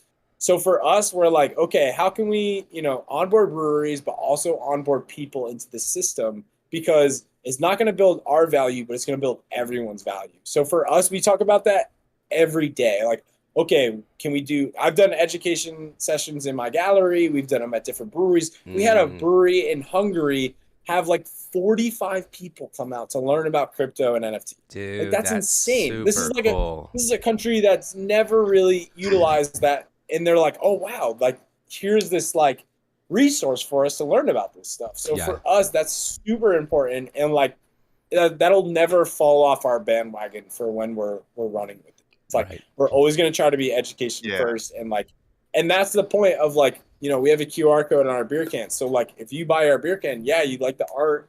And that was the whole thing about, NFTs and beer. It's like, what do they have in common? It's like, you go to the fucking liquor store, you're going to buy a 6-pack because the can's sick. You're like, this guy looks like he's having a good time. I want to be like him. And then you're like, oh, what's this QR code? Let me scan it. And then you're learning about NFTs and Web3. Yeah. So we find this as like the Trojan horse of NFTs and Web3. That's what beer is for us. I love it. Natty, what do you got? Yeah, so a couple things. And by the way, when you asked the question, I'm sorry, I really got to go to the bathroom. I will be right back. That's how it works. When Mike has to go to the bathroom, that's when I get to talk. I'm just kidding. No, what I was thinking, I like what you said about education. I do think there's a factor that's missing here. And what Mike talked about when we discussed this with Crypto Gorilla, it was this concept that when people have their NFT, there is going to be this moment where they realize what the tangible value is. And he used an example of buying an NFT for $4,000, find out it's only $50 a day. Well, to which my rebuttal actually would be, well, okay, but $50 a day times 365, like at the end of the day, there is actually a point of return. And it all depends on how much you value that, right? I mean, let's get real honest, right? People put solar panels on their house, sold on this idea that it'll pay for itself in 10 years? You know what I mean? Yeah. So it's like, we're okay doing that if you believe that it's important to invest in solar, for example, right? Yeah. And so one thing I think that is being missed is there is a value that can be put on the fact that it's new, unique, and it's up and coming, right? There are people who will buy things and put value on things simply because it's that, right? And look at like fashion, for example, where it's like, this isn't really practical, but no one's ever done it before. It's edgy, so people will pay money for it. and I think art flows into that kind of as well. But the Yeah. other thing I think is exclusivity. And one of the Yeah. things that I think is really cool about what you guys are doing is it's not just the fact that you're linking a network of breweries, right? Because if I have a membership, I have access to this family, right? This family that I can go lots of places and feel welcome. That's part of the sale. But the other Yeah. thing that I think is interesting and what really allows people to feel like they're competing with these mega breweries, right? These conglomerates is the fact that a lot of these one of the things that I learned, I'm not a craft brew person. I don't know a lot about it, but I was able to go. I think we told you we went to that big conference in Tampa, and it was like a bunch of the top breweries in America just sitting Yeah. there sharing all their stuff. And one of the things I thought was so amazing was the distance people were willing to travel and the amount of money people were willing to spend to get a very small batch or like short run batch of a particular beer or whatever it might be, Yeah. right? And what's 100%. interesting, and so it's cool about that, and I know I'm taking a lot, but I want to kind of like build it, is that you can offer that exclusivity in what you're doing, and it actually opens it up to everyone who has access to the NFT. And I think that that's something that's wildly missed, right? Yeah. Because people will use examples of like a golf country club. Well, that's great. Mike lives near Pebble Beach, but I don't. That's across the country from me. So there's Yeah. no, Yeah. why would I get a membership at Pebble Beach? I'll never be able to play golf there, right? Yeah. And so what's neat though is that when you think about these exclusive runs, that could be a whole nother wave of utility that you guys bring to the table is now starting to get some of these like we were talking about specific people who are like brewmasters that maybe they got in because they love brewing beer, but then they had to start making the beer that sells all the time. Now you Yeah. can sell that like really interesting, unique, we got coffee beans from this special place and got Swiss chocolate and this like all these really cool flavors that yeah, you're right. In Washington D.C., you may not have enough people to sell that batch out, but out of a whole band of members of NFTs all around the country, you can absolutely sell that out. And I think that that is a really cool nuance that maybe Yeah. people haven't seen yet. And so I know there's a lot to say, but like I'm curious your take on that and if that's something you guys are chewing on. Wait. You talked the entire time I was gone?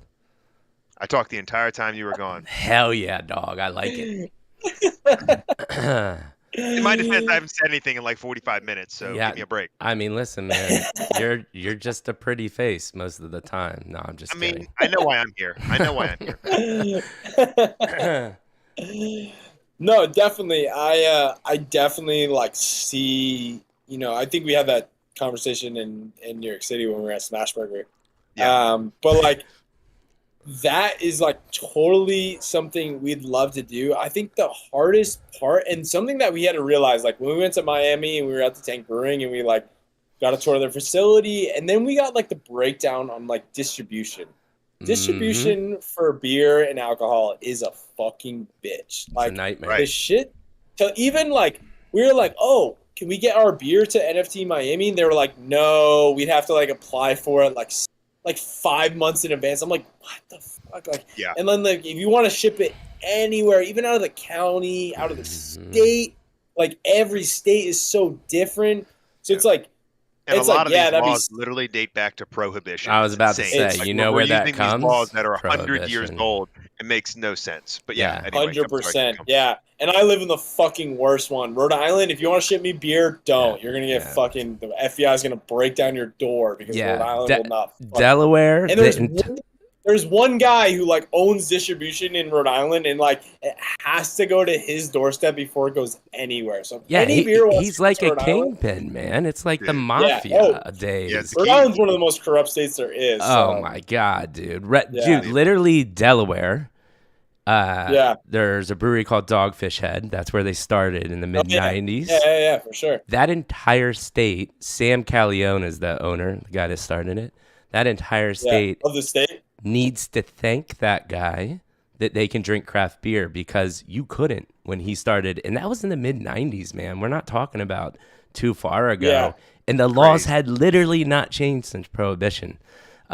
It's just crazy how archaic it is. And that's why, you know, like I was saying, I did my master's degree on that. And that's where my ambition dwindled quickly, when I was like, so how do I ship this shit to people? And I was like, fuck, this is not fun. And just to redirect back, so what you were saying is basically, is that the problem with the idea that I put forward, is that these rules for getting beer certain places are so basically archaic? Is that the hurdle? Well, yeah, it's like, and like, that's the thing, is like Keg Plebs, like, network is so international that like we have like, fuck, there's like 30 people from Hungary, you know, and there's like 100 people from California, and there's like 100 people from the Northeast, and there's like 100 people in this. So it's like, to try and distribute all that beer is just like, that's where it gets different. But with what we have planned next, in the evolution of Keg Plebs, and I'm not going to talk too much about it. Just give us as much alpha as you can, because I do want to get there. Like, we did a pretty robust rundown of what Keg Plebs was. Talk about as much as you can of where, you know, you minted, where you are, walk us through the from mint till now, and then what you're working on, and as much as you can talk about it. But even the journey from mint till now, what's been going on? Yeah, so the Keg Plebs drop, again, right around the Ukraine war thing happening with Russia. Right. And that kind of caused the market to collapse a little bit. And so that was like a rough start for any NFT project that launched that week. And then so we sold about, I think there's like 900 that have been minted in the collection. And again, at this point in time, we are 10,000 PFP. At this point in time. Sorry, hold on. My audio just doubled there. Sorry about that. Are we good? Yeah, we're good now. All right. Yeah. So at this point in time, it's 10,000 PFP. Mint is still live if you want to go to kegplebs.com, and you can mint yours today for 0.05. Or you can go on the secondary market on OpenSea. There's a lot of Keg Plebs on sale. Oh, I didn't know you were still minting. Oh, cool. Yeah, it's still live. Yeah, for sure. And it's cool. We get mints every week, and it's, you know, it's sick. So please go check it out. The art is sick. It's by Isaac Tunkel. He is an amazing designer. He went to SCAD. His art, and just so anyone wants to know, the origin of like Keg Plebs and like the plebeians, like where it came from. Plebeians are like common folk, and he like was drawing these in college, and like, and then when NFTs started to happen, and like Sam's SJ's brother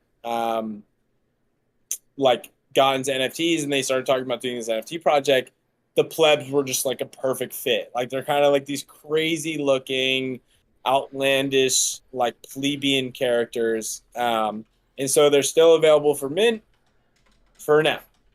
And we have a new iteration of the project coming out. And I'm not going to talk too much about it, but it's going to change the platform a little bit and our business model for the better. And we have a lot of breweries that are in the pipeline that we're waiting to roll out with this new platform and new kind of business model. And for long-term growth, it's going to be very good for us and good for the community as well.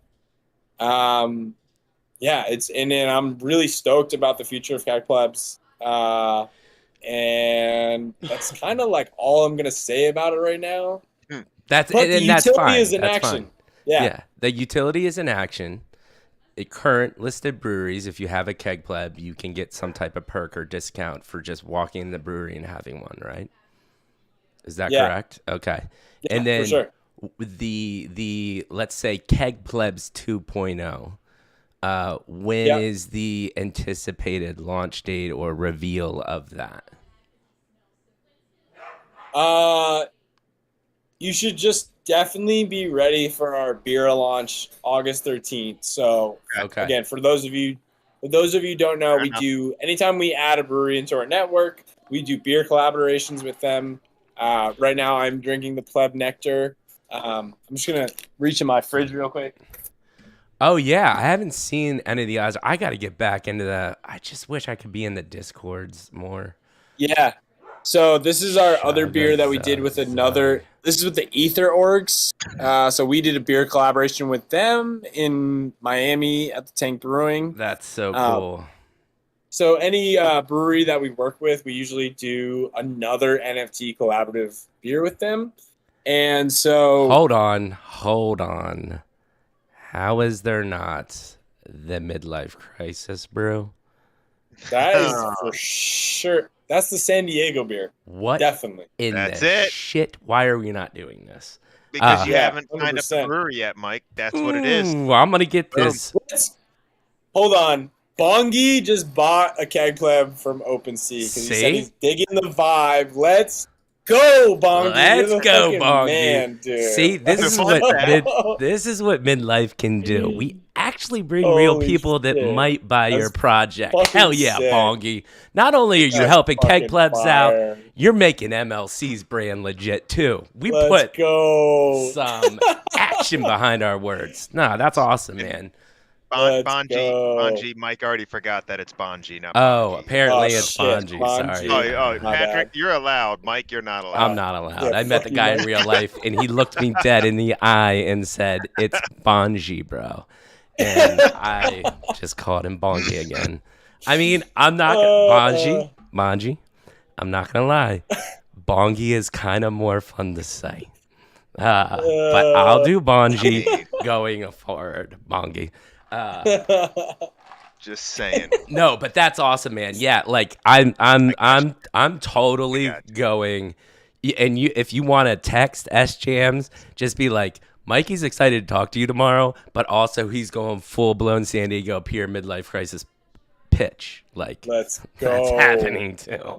That's good. I'm in. Love it. Good. Oh, yeah. Hey, what chat? Would you buy a midlife crisis craft beer? And if you were to buy a midlife crisis craft beer, what type of beer would you want it to be? Just put it in chat. I'd be very interested to know. IPA, We do allow sour our community beer. to vote. Okay. Yeah, our community always votes on what beer we make with the next. I brewery, love so. it. I know what Mike wants. Mike wants something danky. Oh, I want a danky beer. I want it resiny. I want it to taste like pine and just weed. That's what I want. All right, so if that's what you want, then you're gonna love our next beer in Colorado, Dude, Because with actually- High House boy. Brewery, There it with is. High House Brewery, and Monster Buds, the play to earn weed game that's been minted and is coming out very soon. With Monster Buds fam, we are doing a dank IPA made with terpenes from hops and weed grown at High Hops Brewery. It's gonna be Yes! fucking unreal. That- So we will for sure send you a 6-pack of that. That is what I'm talking about. Someone just said okay. IPA with THC. Yes, it's already happening. I Let's go. love an industry that can use a descriptor adjective dank and it be good. And by the way, other ways of sour beers being described as leathery, barnyardy, those are good characteristics, people. Good characteristics. No, but this is awesome. I think Yo, think God One just bought a Keg Club. Let's go. see, look at this shit, man. Bro. Midlife supporting the Keg Plebs. I Dude, fuck with you guys. We're gonna totally do we gotta do a joint Discord happy hour as well and like just Hell yeah, vibe absolutely. out and get on video and drink some beer. I already have Yo, so that. literally shit you not today. There's so this guy works for a big gaming company. Do you remember those it was like Mobile Strike with Arnold Schwarzenegger. It like was one of the biggest mobile games in the world.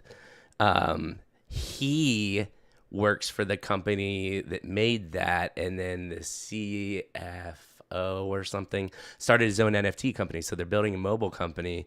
And we were just talking about like, hey, how could we collab? And he randomly was like, hey, dude, I'm going to be in Carlsbad, which is like 15 minutes from where I live. So we met up today for lunch. And this brewery I went to called Pure Project, they will be making a midlife crisis Keg Pleb collab beer. And they had a quintuple IPA on draft today, which was a smooth 15%.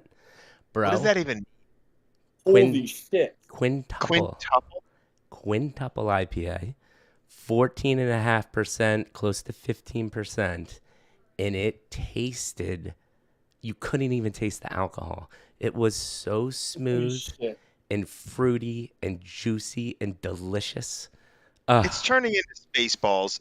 When's the ludicrous IPA coming out? That's what I want to know.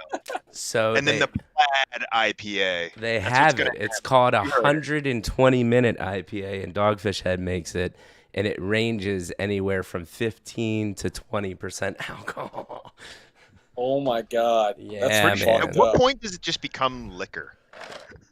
It is. I mean, it's like this is a craft brew. Yeah, 80 proof. You're like, and there aren't. It's actually interesting. There's a huge trend now of making. How do you replicate the danky, flavorful beers with the lowest amount of alcohol? And people are doing it. You know, they're making 2%, 3% beers, which are less. Yeah, they're less than, so a Bud Light is 4.5. They're making lighter ABV beer than Bud Light, but it tastes like these 10% IPAs, which is that's a feat right there.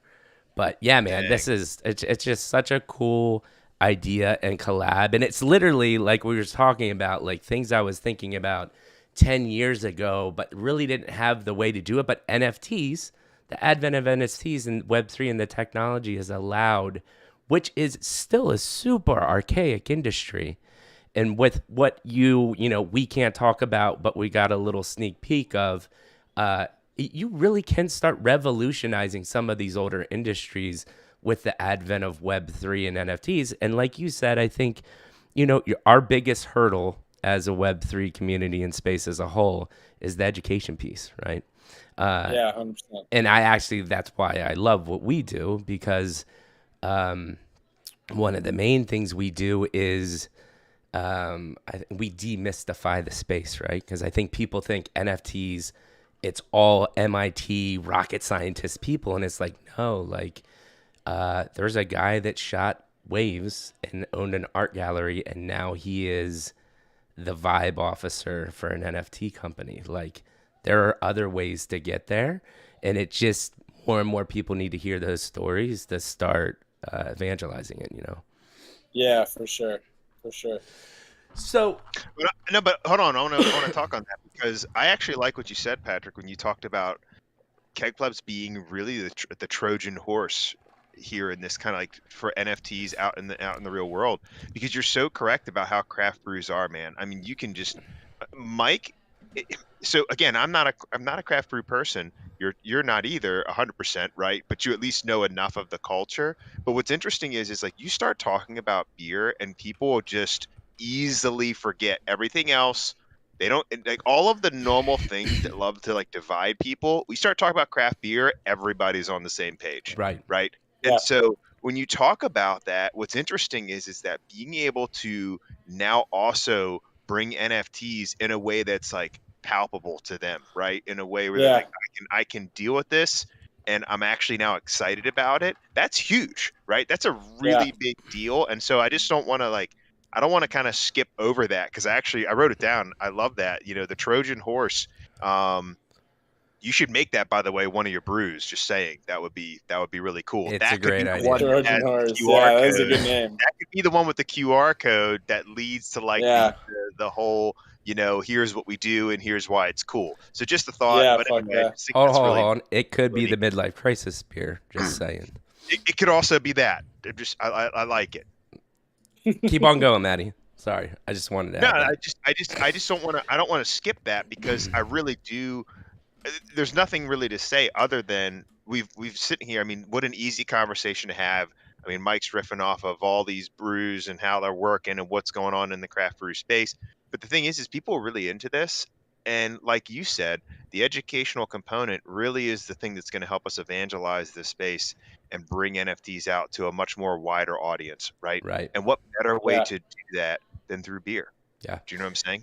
It's just it's something that people naturally easy talk about. You can be talking about this at a barbecue or a 4th of July party or whatever. You know what I'm saying? And it's just you're at the beach, you're out at a bar, anywhere you go, you can have this conversation. And it's like it's just an easy conversation to Yeah. have. Mm-hmm. And so how many other opportunities do you get a chance to really bring in NFTs in a way that like flows in a natural progression? Anyway, I just thought it was really cool when you said it just really resonated with me when you said a Trojan horse for Right. the NFT. Yeah, 100%. And Maddie, I'm glad you actually brought it back to that because now it makes me think of when I was really into craft beer. This was the selling point. And Patrick, I don't know if I just love to talk to you about the education piece because I would love to riff on that, help you out, pull some stuff from us to as well. Like we could make man, we should make a YouTube video about it, right? But sure. This community part, do you use that with the breweries? Because when I was in craft beer before I knew what NFTs was, my selling point for people that didn't like beer, I was like, just at least come to the brewery with me because I'm telling you, it's more of a social experiment and community more than anything else. Most of them have German-style beer hall tables where you're forced to sit next to people. And then again, like you said, 1-2 craft beers in, your lips get a lot looser. But it's not like, yes, they call them big bearded men like me, haze bros are what they're called because they love their hazy IPAs. So there's a bro culture, I think, in pretty much any space that you pick, right? Yeah, definitely. There is that, but I would say a majority of the people are there to just have a good time. And now more than ever, I mean, you'll go to a brewery and you'll see a family with a 2-year-old kid run around playing and have a good time. Like they're just there for community and conversation. Do you use that as the education piece, or have you talked about that a lot with the breweries that you work with? Yeah, I mean, when we're trying to like onboard breweries, it's such like an easy thing to relate on. It's like, hey, here's like NFTs are built off community, and like you are literally, and it's something we look for in breweries. It's like we're not looking for the breweries that people might pop by once in there, but it's like there's breweries here in Rhode Island. There's breweries like the Tank and High Hops, which are like community-driven breweries, and it's literally on like when we look for our qualified breweries, it's like, are they community driven? And if they are, they're definitely like the ones we want to work with because we're selling loyalty passes for customers that want to be in that loyalty program. They want to be part of the family. They want to like have their value noticed by the brewery. And I think that's a big selling point for the brewery and also the people buying. It's like you get to have a real face value for like your participation in this brewery and be notarized because it's an open market loyalty program. So it's like, yeah, if you're fed up with it or you're moving or whatever, you can sell it for hopefully the idea is for more than you bought it for. Right. So the idea is like, yeah, like whenever we're like looking for breweries or talking to breweries, we're like, okay, well, like, can we do a community event based around this? Can we like, you know, that's a huge conversation that we have to have with all the breweries and also just something that we're like, okay, how do we expand on? So it's definitely like top 3 pillars for anything that we look for is like, what's the community doing and what's it like? Yeah, no, I love it. And honestly though, it's just such a match made in heaven because you would be hard pressed to go to a brewery that isn't centered around community. And pretty much every craft brewery has a beer club of some sort, right? Which is a monthly list where you buy the bottles. Like it's just a natural conversation and synergy. Yeah. And honestly, which I'm surprised by, is there's not more of. I've seen a lot of NFTs that are like, it's always this like club, social club aspect, because I think that's where the brain goes. But there's so Yeah. many more applications of kind of what you guys are doing in different Yeah. industries. So it'll be interesting to see how that pans out too. And I think that's another opportunity that guys definitely think about, is like similar projects that are creating passes for different industries. How can you collaborate across industries as well, right? Yeah, 100%. Yeah, 100%. cool. So did we cross off all of the questions, Maddie? Because we are coming up Sure. on 2 hours already. I do Yeah. just want to recap our experience at NFT NYC real quick. And We do have to then share that. I was just saying that's definitely part. And the only other community question was just kind of like it was just a separate question really for you, Patrick, which is just looking back at your journey. What would you change from the past that would have, you think, benefited you more today? that's a deep question, and I like it. That's a deep It is. question. What would I have changed? And the answer might be nothing, right? I mean, maybe the answer is you wouldn't have changed anything. Yeah, I don't know. I don't know if there's much that I would have changed, but maybe just like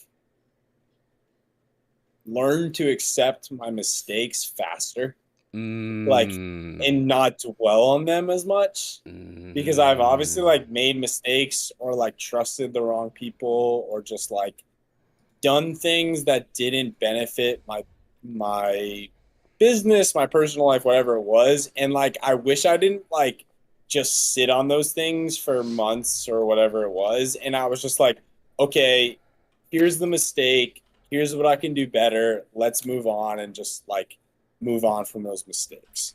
And definitely one of the biggest, just like kind of like a reverb from that is like maybe one of the biggest things that I've learned from running my business and like doing everything is like learn from other people's mistakes first. Like look Right. at what other Yes. people are doing wrong and being like, okay, don't fucking make that mistake, and like learn from their mistakes and like don't go do it yourself because you saw the outcome. Right. So I always try to like see other people's businesses or whatever it is and be like, oh, that was a fuck up. Don't fucking do that, pal. Right. So those are kind of coincide with each other. But yeah, like don't dwell on your mistakes. Just like learn from them and move the fuck on. Yeah, dude. I mean, like those are two I like fantastic ones. And it, isn't it funny?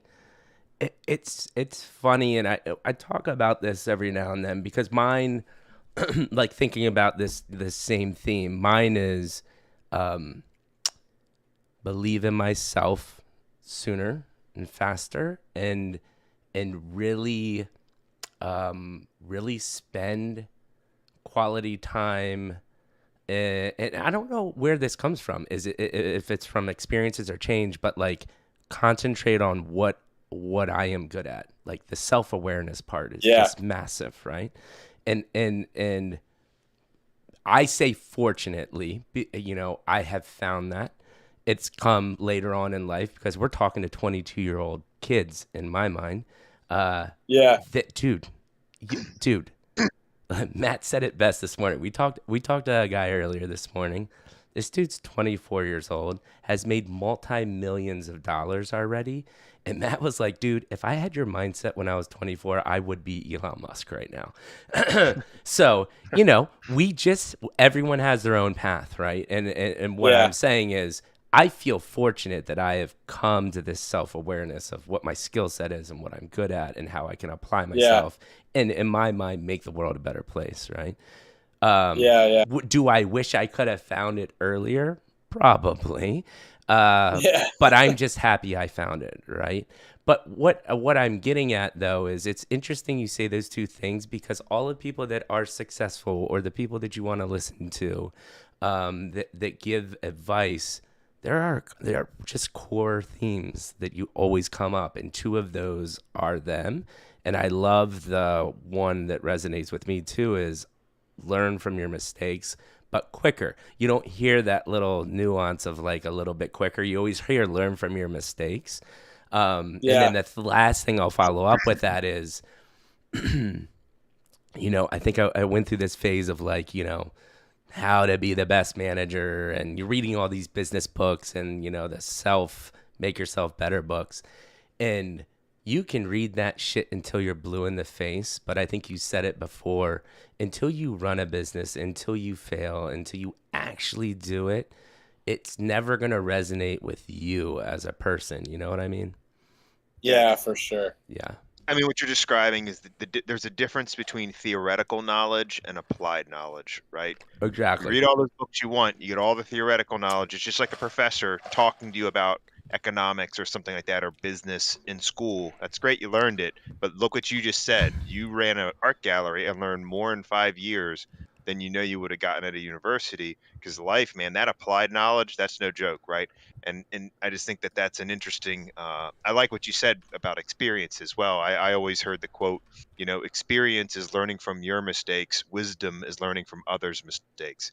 And so, and when it comes down to it, wisdom's always going to be advantageous to you, because it sucks making your own mistakes sometimes, but we got to make it. So, yeah, 100%. No, I love that. So, with the theme of speaking of wisdom and mistakes, I most likely will never eat at a Smash Burger in NFT NYC. Let's run through the Smash Burger scenario. And then from there, I actually do want to have a conversation of just like what you think was most impactful about the week. And we can, riff off that a little bit. And then after that, we'll bring it to a close. How does that sound? Sounds great. I'm going to take a piss and listen to you tell this story. Dude, do it. Just make sure you mute yourself while you're pissing.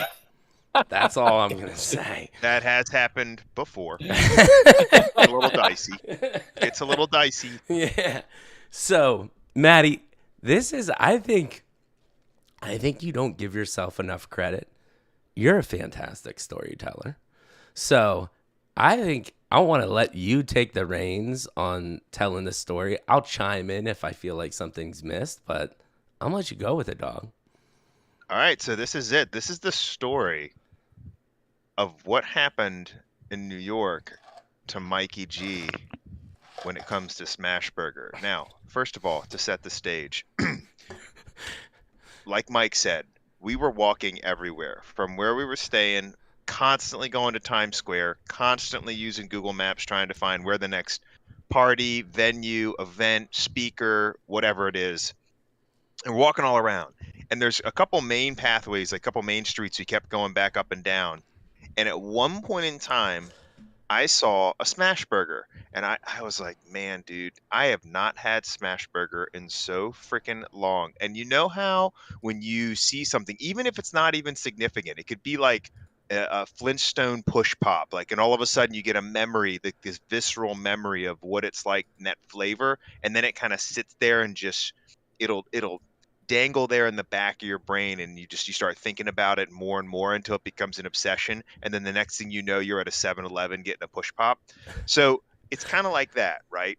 We're sitting there, we're walking by, we see a Smash Burger. I make a comment about it. Mike's like, oh my God, dude, I love Smash Burger. And that's really the end of it for Mike.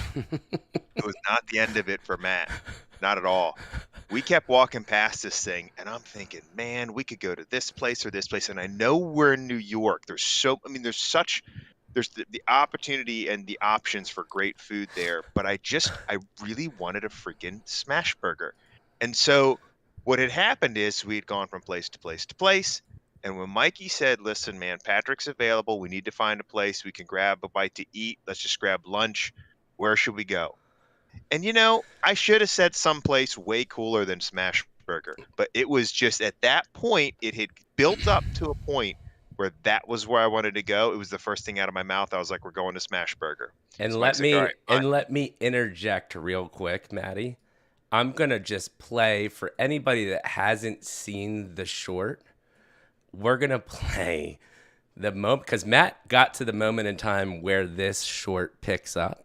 So we're just gonna play that real quick. And that dude right there, probably not gonna react too well to it. Tune in next time.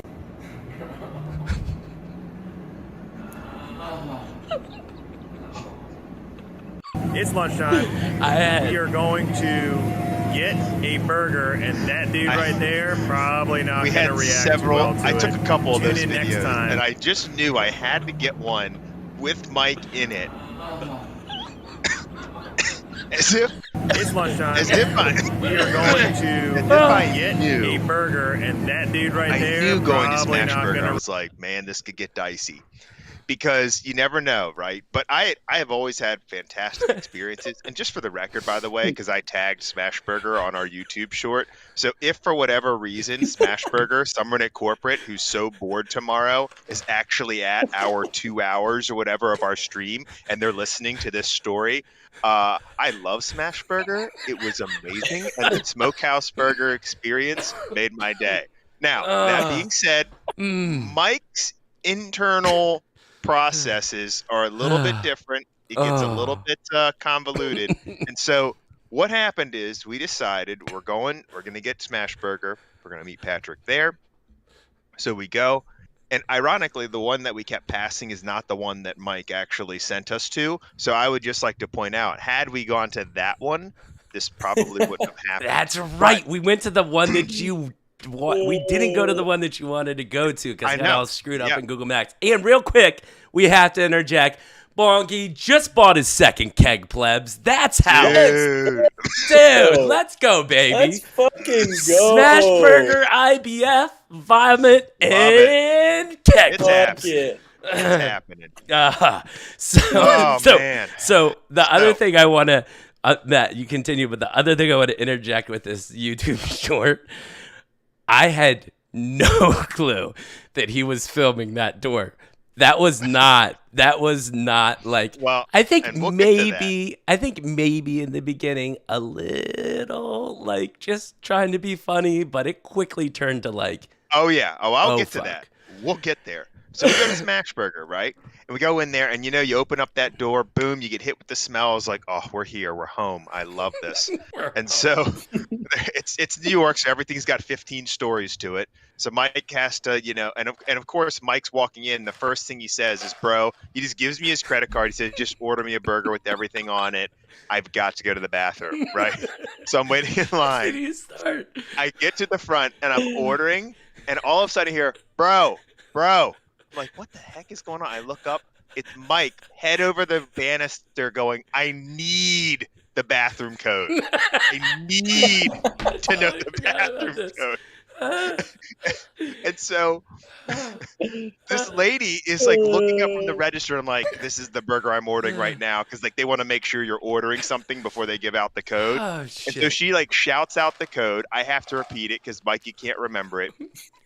Maybe this is what happened, right? She was a little distracted in your order. So we put his order in. I put my order in. And for whatever reason, I did think this was odd. Ordered it together, but yet they gave us our burgers at different times. And so they gave us one bag, and they were like, "Hey, this is the first burger." I don't know if it was mine or yours first, Mike. So I'm holding there, and I'm just sitting there. I was waiting, in the bathroom. and I couldn't tell you. A considerable amount of time goes by, and then she gives me the other one, and I'm like, "Oh, all right, is what it is. No problem here. Get this. Get a little Diet Coke for Mike. Head on upstairs. Sit down." I'm like in that moment where like it's finally arrived. Like I'm sitting there, I'm unwrapping it, and I'm like my fingers are squeezing into the bun, and I'm thinking, this is it. This is the moment I've been waiting for in my brain, and I'm going to enjoy it. And of course, I look over, and Mike is individually squeezing his ketchup packet over his fries as he eats them one at a time. Made me think of Tommy Boy, but anyway. So we eat our burgers, but I remember thinking, I was like, wow, I've never been to Smashburger where the burgers weren't well done. Thought that was a little weird. Because they're smashed. At least mine were like, I'd say medium well. Little like thin line of pink in there, no big deal. I cannot vouch for Mike's. I never have looked no at idea, it. But this could have been what started the downfall. I was really concentrating ketchup on fries, I guess. You were focused on those fries, right? And so we eat. Patrick comes in. He's got his food. He's eating. He also, by the way, was very particular about that. He was like, whoa, whoa, whoa, whoa. He stopped our conversation. He was like, where do I get ketchup packets? And so Mike was like, don't worry, gotcha, man. They're actually in the bag. And so he proceeded to also do that same exact this thing. laser etched memory, I would have never remembered that. Would you have remembered that, Patrick? No way would I have remembered that. That's why he's a better storyteller than I am. So we eat our burgers. Everything is good. We have an amazing conversation. Patrick's like, listen, man, I got to catch the train, which he ended up not catching, which we already had that story. And Mike and I proceed on. And we didn't think anything much of it, right? Where everything's good. And so we start walking back to the place. We're like, listen, we know we're going to be up till the butt crack of freaking dawn. So we should probably take a nap because we're old and, our knees are going to explode. So we walk back to the place, and this is not a weird occurrence, right? By the time we're like jiggling the key in the door, Mike is like, bro, if there's anything you need to do in the bathroom, you should probably do it. And I was like, oh, here we go. All right. I think I have IBS. I 100% have during IBS. The funny phase, right? The funny phase was me thinking this will be hilarious because I made a video, which you saw, of me saying we're going to go to Smash Burger, probably not going to affect this guy that well, right? So he goes into the bathroom, shuts the door, and we'll save our story about the bathroom at this place for Sunday. Yeah. So if you tune in there, you'll hear about Sunday's going to be all NFT NYC stories. But that said, the door is shut, and the noises that start emanating, and I don't mean those type of noises. I mean just Mike himself actually making audible, like I am in pain voices. And I'm filming the door thinking this is going to be comedy gold. But here's what's interesting. About 10 seconds in, I start listening and I'm like, this doesn't sound like he's good anymore. In fact, this doesn't really sound funny anymore. I think something is actually wrong with Mike. Because, dude, you did not sound well at all. And so I'm like, well, okay, no big deal here. So you finally open the door, and he went from he was like, bro, that was rough, but we have to start getting ready for this event we're going to go to. So we start getting ready. We're switching out, which midlife crisis shirt we're going to wear. It's like time to get ready. So everything is going good. And, when you're about to walk out the door, maybe a splash of cologne, whatever, let's go. I'm at this phase, right? And I look over, and Mike, in a span of about 90 seconds, has gone from let's go, we're late, we need to leave to get to this party, to face down, no shirt on the bed, non-responsive. So fast that I'm looking at him, and I literally thought, I was like, did Mike just have a heart attack from Smash Burger? Oh, bro. I'm like, bro, you okay? I'm doing the body tap. You know what I'm saying? You gonna make it? And I'm like, bro, what is going on? He's like, it's not good, man. It is not good. And he just keeps saying it's not good. That's all I could get out. I was like, this is so bad. It's so bad. And Mike is known for hyperbole, right? So everything's always the absolute worst or the absolute best or whatever. So he goes, bro, I have never hurt this bad in my life. And I'm thinking, all right, it's classic Mike. He's just exaggerating. He's going to be fine.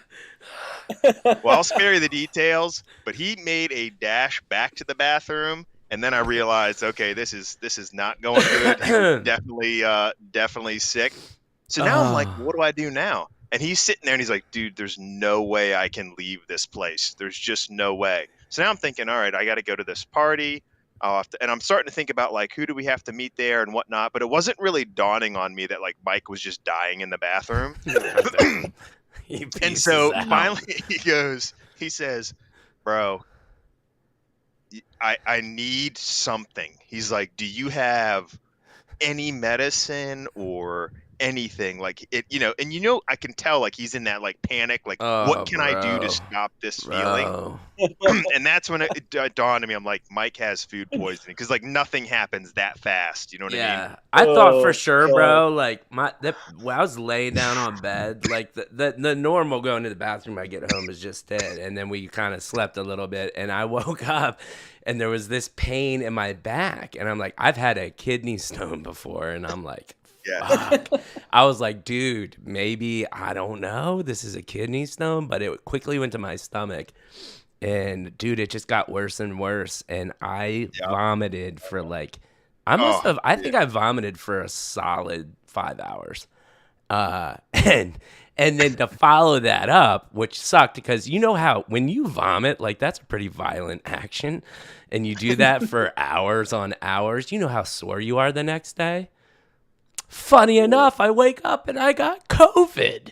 So my entire body has felt like it's been beat by Arnold Schwarzenegger. And now I am obsessively coughing all day. Well, and every time I cough, it's like I'm getting shanked, man. It was miserable. We got to go. First of all, we both are coughing like we are right now. But oh, man.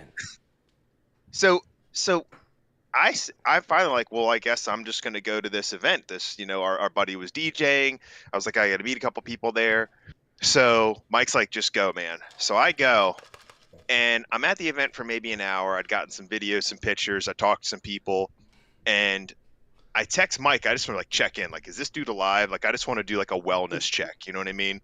Like, bro, you alive? And he was like, he's like, I think I need some medicine. I need something, man. You're going to have to stop on your way home and see what you can get. So then I'm thinking, well, what the heck do I get for this? I have no idea. In comes Stargirl 2218. She's in chat right now. Stargirl saved my life. This was huge. She came in. She was like, oh, Mike's got food poisoning. You need to get him ginger shots. I think it was just ginger shots and anything ginger. Like there were some like drops that you could get. Dude. And so I don't even know what a ginger shot is. I had no idea. It's just ground up ginger. Patrick, you ever taken a ginger shot to the dome? I've eaten some raw ginger when I was like really fucked up. Yeah. Dude, it is the gift that keeps on giving. Dude, and I was like, I don't even know what this is. She goes, where are you at? What's your address? I sent her the address of where we were staying. She literally sends me back 2 locations. These places are within like a 1/10 of a mile where you're at. You can go get ginger shots. Here's what they look like. Picture of it. I was like, oh my God, thank you so much. Wow. I had no idea. So I go, I get these ginger shots, and then I go to CVS and I tell the lady, I said, listen, out way too late last night. My buddy is super hungover. He took a couple gummies, got a little dicey. Oh, you forgot to tell that story. That was the night before. So that was no. You told me to do this when I was sick. So that's true. I'll get to that. So I tell her, this lady, I was like, then he got food poisoning from Smash Burger. What do I need to get? And she goes, this lady was so awesome. She's like, honey, follow me. She grabs a basket and she starts putting all of these Pedialyte, electrolyte things in there, stomach stuff. I get all of it, get back, dump it on Mike's lap. But on top of that, I start asking people, hey, I was really hoping that my boy God One was going to chime in because I was like, I need a weed expert right now. And so I said, hey, Mike got these gummies on this like shady kind of shop on the side of the street. Isn't this stuff supposed to like calm your stomach down, right? Isn't that like a thing if you have nausea, right? I mean, I feel like that, I don't know. I'm no expert, so I don't know, bro. It could be helpful. So I started asking, and a couple people chimed in, said, oh yeah, man, that'll help. I think actually Dave was one of them, Mike, just in case you do have any, if you want to direct your ire somewhere. I couldn't tell you if it helped out or not. So all I know is Mike's trying everything, and after I don't know how many other things you consumed, you didn't hold anything down for more than 2 seconds, man. So it didn't matter. But yes, that's the story. All of this, man, we get through, and no joke, he makes it through the night. Here's what you need to know. after all of that and how awful it was, dude, Mikey G rallies like no other. It's lunchtime. Hold on. It's lunchtime. You got a picture of this? Yeah, I think I do. Well, go ahead, explain it, and I'll try to bring it up. Yeah, so gets up the next day. We're going to meet this buddy of his that has a firm there in Manhattan that does like different visual effects. And he's like, okay, we're going to go get something to eat. And I'm thinking, dude, Mike, after everything that happened, he's going to get like some chicken broth, maybe, you know, something super light. No, not at all. Mike gets a grilled cheese sandwich, but it's not bread. It's a glazed donut that is deep fried with mozzarella cheese, cut in half, and then hung on a hoop so that the cheese, as it's dripping down, is molten cheese is dripping into a vat of tomato soup. So, you know, pure acidity, glazed donut, deep fried goodness. That was his first meal after losing everything in his guts for 5 hours. This bad bitch out. Yes. Yes. It was unbelievably good, by the way, people. It was so good. So, yeah, that's what I had the next day, and we just partied, man. I mean, I just had a deep-fried grilled cheese donut sandwich to polish off the hardcore food poisoning, followed by COVID. That's why I didn't think maybe we don't have COVID because, I mean, Mike's like rallying. So, anyway. Yeah, dude. That was what happened, man. So, Patrick, you just heard it. That was a long, detailed story. Holy shit. Oh, bro. It was made it through. Unbelievable. That actually was not it. There it is. Look at this son of a bitch. This donut is on a hook. Oh, yes. And the cheese See what I'm saying? falls into the pot of tomato soup. Who doesn't want to eat that? That picture, you know, they say a picture's 1,000 words. See, you guys heard me. You heard me say deep fried glazed donut with mozzarella cheese and then hanging on a hoop where molten cheese is dripping down. And you heard it and you were like, no, it can't be. It can't be that. Surely Matt is exaggerating. Dude, and there it is right there before your eyes. Did you or did you not take a bite of that? And it was delicious. Amazing. It was amazing. Oh my If you die and go to heaven, this is the first thing they serve you. Yes, dude. Okay. It was so freaking good. And speaking of that, the bar had like 80 craft beer taps. So I had a nice triple IPA to wash that bitch down. Oh, man, it was great, bro. Oh my God. So with that being said, Matt, excellent storyteller as well. We're going to talk about our NFT NYC journey on Sunday just with our chill stream. If you have, I don't know, maybe like 2-3 highlights of your NFT NYC, and my one question to you, and sorry I've been laughing so much my eyes are itching now. I thought the price of the conference ticket, I don't know if you went, it was a waste of money. It was $800. It was a conference for newbie NFT people. The networking was where it was at. We shouldn't even have bought a ticket. Do you agree or disagree with that? And then maybe top 3 like experiences or events or things that you want to share with the family that has now bought multiple Keg Plebs. Yo, I know. I was just talking to my developer, and he was just like, why the fuck are we getting so many royalties right now? And I was just like, that's because Midlife Crisis is going ham. So, love it. Shout out to the Midlife Crisis fam, dude. Absolutely. That's sick. But yeah, NFT NYC, I did not pay that fucking outrageous ticket price. And I wrote a thread on the Keg Plebs Twitter about this because I just, and like this is something, one of the topics we've been talking about is like, if we want NFTs and Web3 to go mainstream, we need to be more welcoming and more open to onboarding people, educating people. And I think that was something NFT NYC missed the mark on. It's like, okay, if you're going to have an $800 convention, then you should have something free right next door for people who know a fucking jack squat about NFTs and be like, come on in, experiences, touch something, go look at all the fucking JPEGs, whatever. Like something to like be like, this is interesting. We want you to get involved, and we're not trying to just, like gatekeep from you guys. Right. So yeah, definitely was not paying $800 to go anything. It's like I went to that MIT conference and that was for free. Anyone could have gone to that, and you just all you had to do was sign up. So like, you're seeing people like that do stuff like that, and then it's like NFT NYC, and you're gonna have like what was that, fucking 2,000 speakers at that thing. It's like anyone.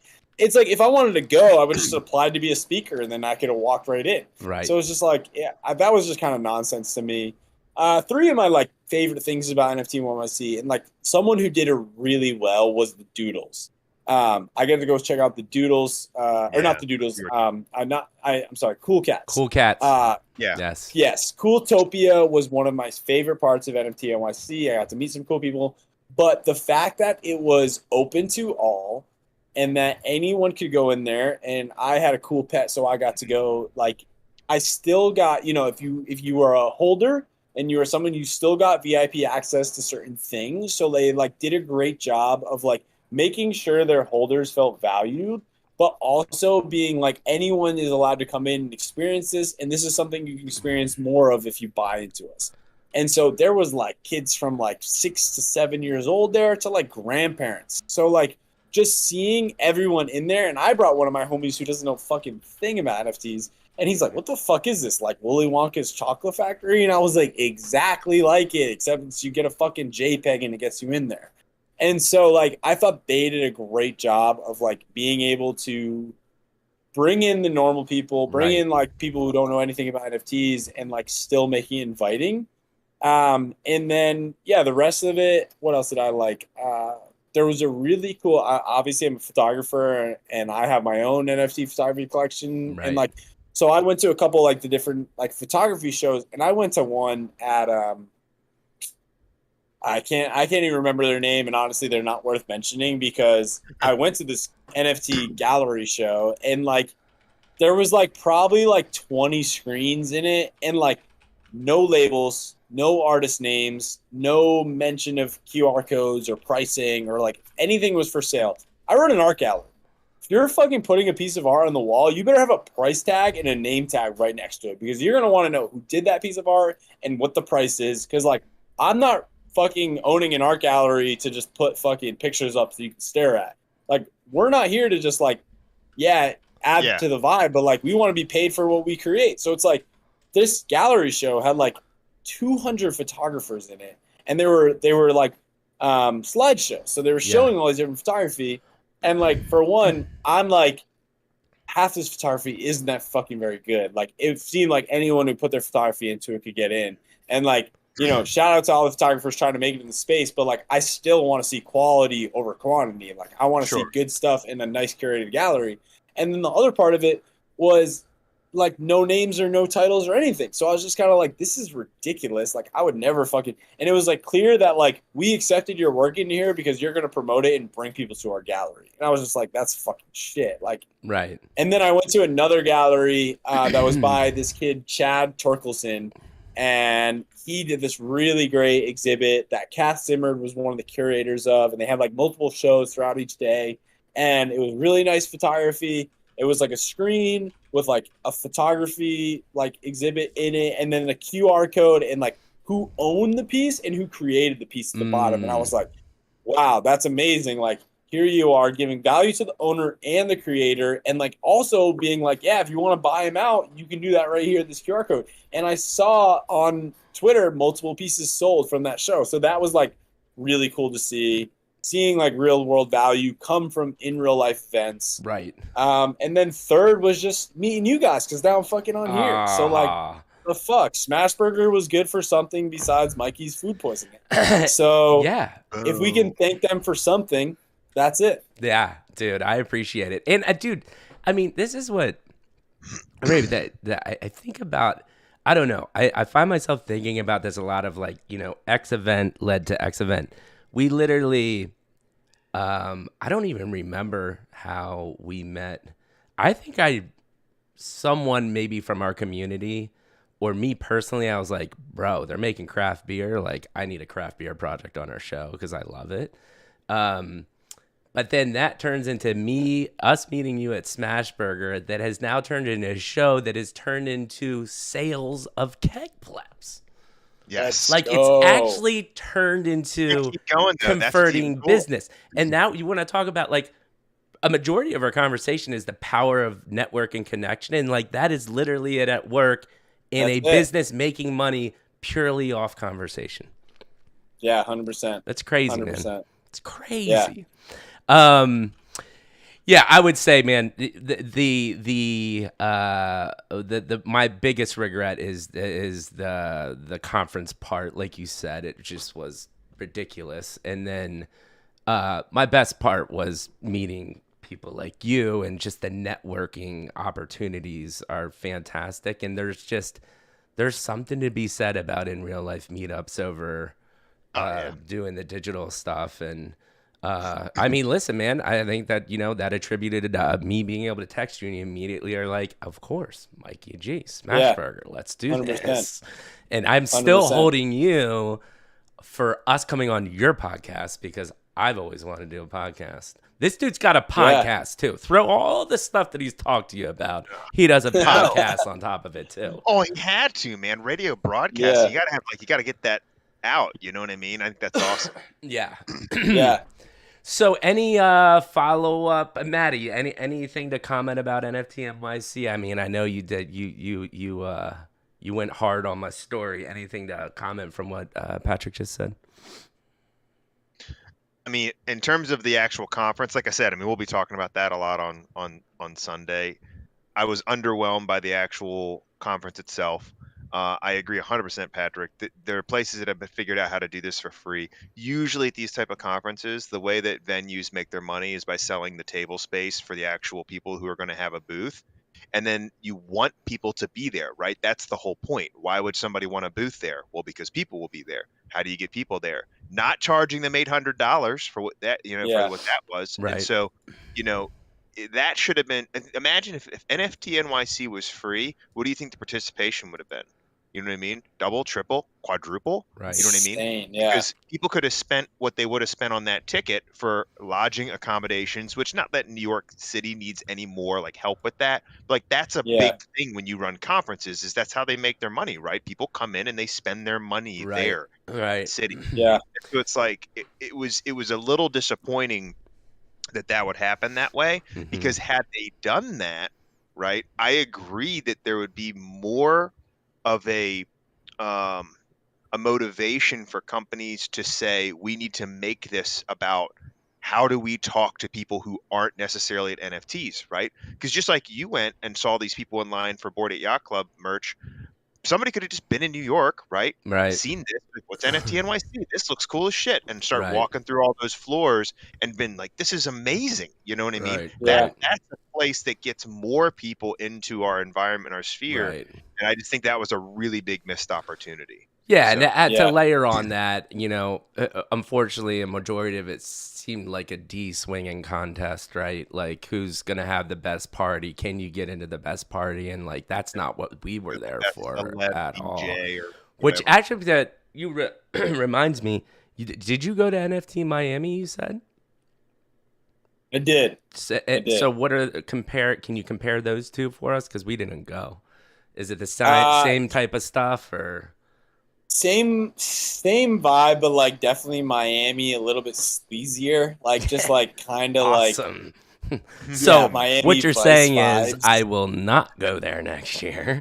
Yeah, I mean, and I honestly think like there wasn't as many satellite events. It's like Manhattan is big, but it's nice because it's easily accessible to go everywhere. Yeah. Right. And NFT Miami was like a little bit more difficult. There were more satellite NFT events at Art Basel than there was at NFT Miami, because I was at Art Basel as well. Yeah. So that was really interesting. I was like Art Basel was more about NFTs than it was about like physical art. That was insane. Wow. That's really interesting.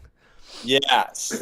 And then like as far as like the NFT Miami, like when I was in the conference, like all the vendors were like not great, and just like people that were like down to pay the money, and then like anything that was like good was like outside of that perimeter. Right. Like all the projects that were like, they're like, why am I gonna spend $5,000 on a table when I could put like $5,000 into like an open bar somewhere down the street? And you know, like, I don't know. So people, I think, just need to like, and like that's like a clear distinction of like there's some things in Web3 that people do really well, and they're like, oh, fuck Web2, but like they forget to take these things that like create good businesses in Web2 and transfer it over. And it's like event management is kind of one of them. They're like, oh, we can just build a community online and do Discords and fucking have bingo nights on Discord and blah, blah. But then it's like, try to come have a good party, and they're like, oh, what?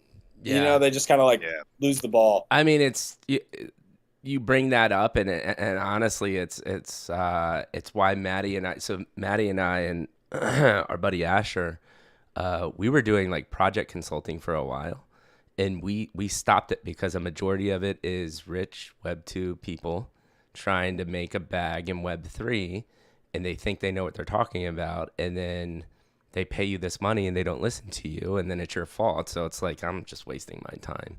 And so I actually see that. It's interesting you bring that up. I see that a lot more than I thought I would, because people are just so ingrained in how traditional business works. And obviously a lot of people that are starting the successful NFTs have money, have been successful in other parts of life, and are trying to utilize NFTs. And that's why the, celebrity cash grab never works. That's just a waste of your time. Chris Brown just tried to drop project and he sold 254. Yeah, I was like, dude, you have like 10 million fucking followers and you only sold 300 NFTs. Like, what the fuck? Chris Brown's story. One of I think our other best videos was, when you have a chance, watch the. There's a video of us at a subway stop, and Matt is. Matt, like he said, he owned his previous business that dealt with defense and survival skills. Matt is prepared for anything, right? So as we're driving up, he says, yo, bro, I got a tip for you. This might pan out. We're about to go on a trip. Always put $100 bill in the back of your cell phone case. Just, you never know. You might randomly need cash. Because I was talking about how I never had cash on hand. So I was in a conference call with the marketing director from Chris Brown, and he was trying to pitch the project and like, how could we collab? And then he told me, and that's the thing. Again, like this is the, well, let me go to that. I'll tell you about that, because I want to bring that up and talk about it. After that is over, we go get our sub, we come back out. And Matt's got his camera out, and I'm like, what the fuck is he doing? And he's like, little tip here, folks. I told Mikey G about putting $100 bill in the back of his cell phone. Little did I know he has a clear cell phone case. I completely forgot that it was clear. So I've got like my phone up, and the $100 bill is like here. It's like screaming, rob me right now. Oh my God. We're about to go to New York. Fantastic YouTube short, and this is just the shit that we get ourselves in. Might as well have been a giant gold Rolex, just like, please, I'm the one you want to steal. Come hit me in the face now, please. Oh man! But between that YouTube short, I was talking to the marketing guy, and actually it was nice. Like he was a Web3 guy, and he was like, listen, man, he's like, I don't know what to tell these guys, because they're like, they wanted to launch his NFT, and the deadline was the beginning of July or whenever it just minted, because he's going on tour. And there's like, there's benefits for holding it in backstage VIP. And he's like, I have told these guys in 100 different ways that this is not going to work. You can't just do it because Chris Brown's going on tour. And sure enough, we saw the product of that. And that is exactly exemplifying why I said, F this. I'm just done with this, because this is just like beating your head against the brick wall. Yeah. Well, yeah, and or you just sit there and it's like, well, sure, if we want, we can just take people's money, tell them the same thing, and then watch them crash and burn. But then that starts to reflect on us eventually. And it's like, look, if people aren't what's the point? Yeah. So So before we do we have one final question we always ask, but before that, because now we are at exactly 2.5 hours we've been talking. Seemed like 15 minutes. We've been vibing hard. Definitely. You are the Cheif Vibe Officer for sure. Absolutely. Any last things that now that we have newly minted plebs in the community, anything you want to say about the project, the community, the Discord, things coming up, anything you can talk about as kind of closing down? Yeah, for sure. So if you just joined or you just minted a Keg Pleb, please go join our Discord. And yeah, August 13th, we have our next beer coming out with High Hops Brewery. They're in Windsor, Colorado. So if any of you guys are near the Midwest or Colorado, definitely come out to the event. August 13th is the launch. And then we also, this one's really cool because they have nationwide distribution. So if you are located somewhere else outside of Colorado, you'll still be able to reap the benefits of your reward pass through a code that we'll give out to all of our holders. So that'll be super exciting. And then, join our Discord, be active. If you have any connections to breweries, get involved and please message me. Don't feel shy because there are some bounties that if you can get us a conversation with the brewery and you can get us to sign them, we will definitely help you and reward you for that. A lot of big things coming. Stay close to that August 13th date. And I'm really stoked for the future of the project. That's and awesome. It's just starting. That's how I feel. I love it. Thanks for that kind of closing down comments. And like I said, I will be helping you out in San Diego for sure. Let's go. And I think anyone that has listened to this should not have a problem reaching out to Patrick, knowing that he is pretty conversational and easy to get along with. So there's that too. Don't feel intimidated at all. He's going to give you a big virtual hug. So our last question and how we like to shut it down every time is it's 2 parts. 1, do you have any questions for Maddie or I? And then 2, how did you think the whole stream, podcast, whatever you want to call it, went? All right. Questions for you guys. And if you don't have any, it's fine. No. Yep. What would you guys like to see for the future of Midlife Crisis? Like, where would you like to go with it? That's a great question. Damn, man, no one ever asks us a question, and I'm like, I'm not going to have to answer anything. I'll go first. Okay. The future of midlife for us is not about making an NFT. I have currently no real desire to do it, but I do want to continue to provide value, grow education, inform people through, like we said, genuine conversation and just human interaction. Like that's at the base of what we do, right? We have created a mission statement and everything. Doing that through, I think in particular, Twitch, YouTube, whatever wins out in the future, continuing Twitter and TikTok. Those are the platforms I think that we're interested in. And then I am not interested in building a 10 to 15,000 person Discord either. I want 1,000 people, 1,500 people max. And I want to build family and community and help build us up together. You know, we don't rarely charge anything for what we do because we think the relationship part and the conversation part comes 1,000x back. What's next in like future? I think once we build enough following and notoriety, I think the money will come in through the sponsorships and the ad revenue. And then us obviously partnering up with projects, the whole whitelist thing. We want to give as much as that back to the community, bring them along for the ride, give them access to our partnerships, and then write a book, get on stage and speak about our success, our journey, our story, how it is doing it with her best friend. I want to be on every continent of the world. And then I want a Joe Rogan level podcast production and equipment that I wake up to, I go into at least 3 times a week and do exactly what we did from the most interesting people in the world. That is the future of midlife to me. No, it's fantastic. And I knew Mike was going to take it to there, so I knew I wouldn't have to add much. Here's the thing, you guys talked about being a Trojan horse when it comes to bringing NFTs and making it widespread and easy for people to digest.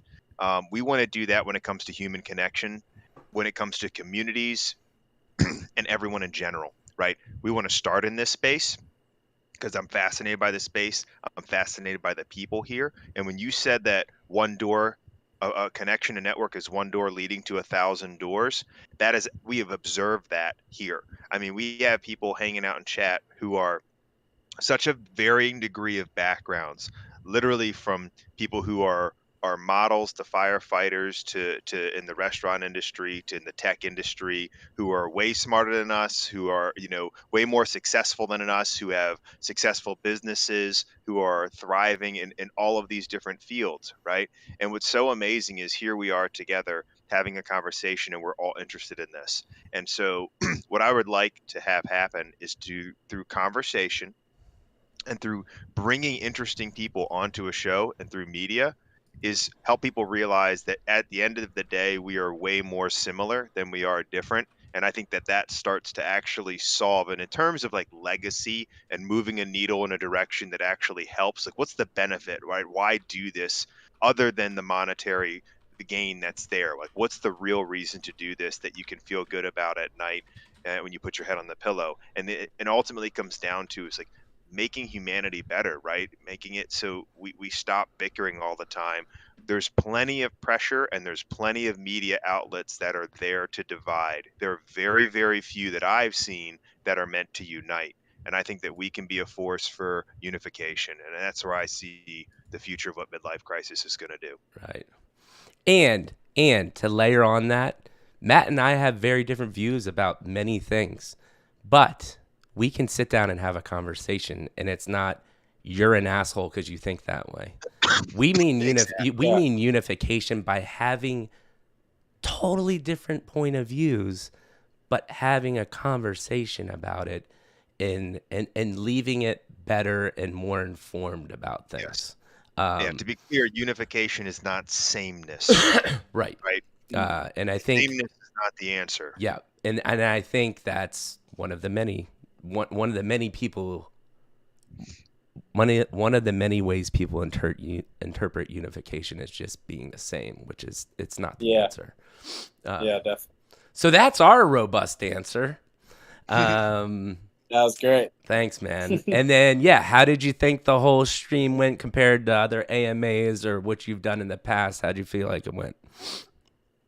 I mean, shit, we just did 2 hours and 45 minutes. So that says a lot. Yeah. And the conversation has been great. As someone who runs a podcast, this has been super easy and fluent and just like organic, which is everything you want a conversation to be. I'm a huge believer in like just talking story. And like we talked for like 5 minutes before this. There was no like plan or like, steps or like just like strategy to it. We've just been having a conversation and you guys are amazing hosts. You guys have a great relationship to each other and how you balance each other. And no, this has been super fun. I hope people have enjoyed the story of the Cheif Vibe Officer and how I got in this seat because for me, it's a fucking crazy story. And when I do write my book, I hope you guys will all buy a copy because this has been like a flick on the fucking iceberg and the rest is deep down below. And you're going to have to dig a little to get the juicy parts because there is a lot of fucking just craziness to my story. And I appreciate you guys having me on to talk about it. Awesome, man. Yeah. And Maddie, I'll let you say your parting words, and then I'll cap it off. Yeah, I think this has been, I mean, first of all, thank you for everything you just said. It says a lot, actually, given that you actually formalized training in how this all works. So it's good to hear that helps validate a lot of the stuff that we're doing. Yeah. I love easy conversations, man. This has been an easy conversation. You are absolutely the Cheif Vibe Officer, no question. A great storyteller. Just love hearing about the experiences in your life, how you've taken those experiences and made them stepping stones to keep moving you forward, getting closer to your dreams, goals, and ambitions. I think it's amazing that just a conversation to reach out and say, who the heck in Rhode Island is doing NFTs got you to where you're at. And I think it's amazing where you landed, because what a great place to be. You know what I mean? I really love what Keg Plebs is putting together. We do know a little bit more than you were able to share, so knowing that information, super stoked about it, and fired up, because this is something that Mike and I talk about consistently, which is how are we going to move this space forward, and we got to do that with real utility. And I'm really excited that there are people thinking about it, putting it together, and I think this is going to be one of the major ways that we see this integrated into just an everyday society. And so it's really cool, because typically we talk about how video games are the bridge, and I think that that's a fair one, and I think that there's a lot of people that can see that connection. But this is one of the first real tangible, hold in your hand like you are right now in a can, that you can translate to an NFT and a business system that can actually provide real utility for the holders. And I think it's gonna thrive, man. I'm really excited about it. So I think you guys are building something amazing. Thanks for taking the time. I agree with Mike. We're definitely going to hang out in real life. Can't wait to come chill. Oh, dude. And you got to show me something with surfing or something. I'm fascinated by these waves. So yeah, man, it's going to be amazing. Thank you so much for taking the time. Yeah, thank you. And I will follow up with everything Maddie just said. Thank you so much for the time. When we met at Smashburger, I knew immediately, like, dude could be a lifelong friend, no problem. That's why I secretly made sure I had your cell phone, so you will continue to get texts. I'm not lying that I will find a San Diego brewery for you. Let's and go. Then what Matt said exactly, like, I think people that are listening or listen to this on YouTube in the future, you have to look for NFT projects that are going to provide value in the future, because you just can't live off these royalties. And Keg Plebs, when they continue to reveal their information, I think they've got a really solid way of doing that. But more about you, man. I mean, you give off a positive vibe that I can tell that you are a lot like me. I see a lot of myself in you. I think very similar people. And I think that energy is needed, because there's not a lot of it. And if you keep on doing the energy and giving off the vibes and treating people like humans, you're already been successful, and we're going to be really successful. And I honestly, really, two things. One, seriously cannot wait to continue to build a relationship in the future with you, and a friendship. And two, if you come to San Diego and you don't text me, we're going to have an issue. And then three, I thought of the third one. I need a surf lesson, because I want to surf. I want to learn how to surf. I'm in. But yeah, man, that's it. Thank you so much. We will be talking for sure sooner than later. And yeah, definitely. With that being said, peeps, Midlife Crisis will be back on Sunday. First chill stream in probably a month. We're going to talk all things NFT NYC. We're talking a bajillion partners now, because we met so many people in New York. We have pre-sale whitelist spots coming back for you. All of the fun, free stuff will be happening again. We're lining all of that up. And we love you. Midlife Crisis. I can't. I usually go really high. And I still can't do it because my voice is messed up. Thank you to all the OGs still in chat, man. We really mean it. You guys are always here. You're always chiming in. You're talking. We are incredibly blessed. We recognize that. Yeah. We are excited to talk to you guys on Sunday. For sure. I think it's very difficult to hold 15 or more people for 2.5 hours plus 2 times a week. And we've somehow done that. So we appreciate you all so much.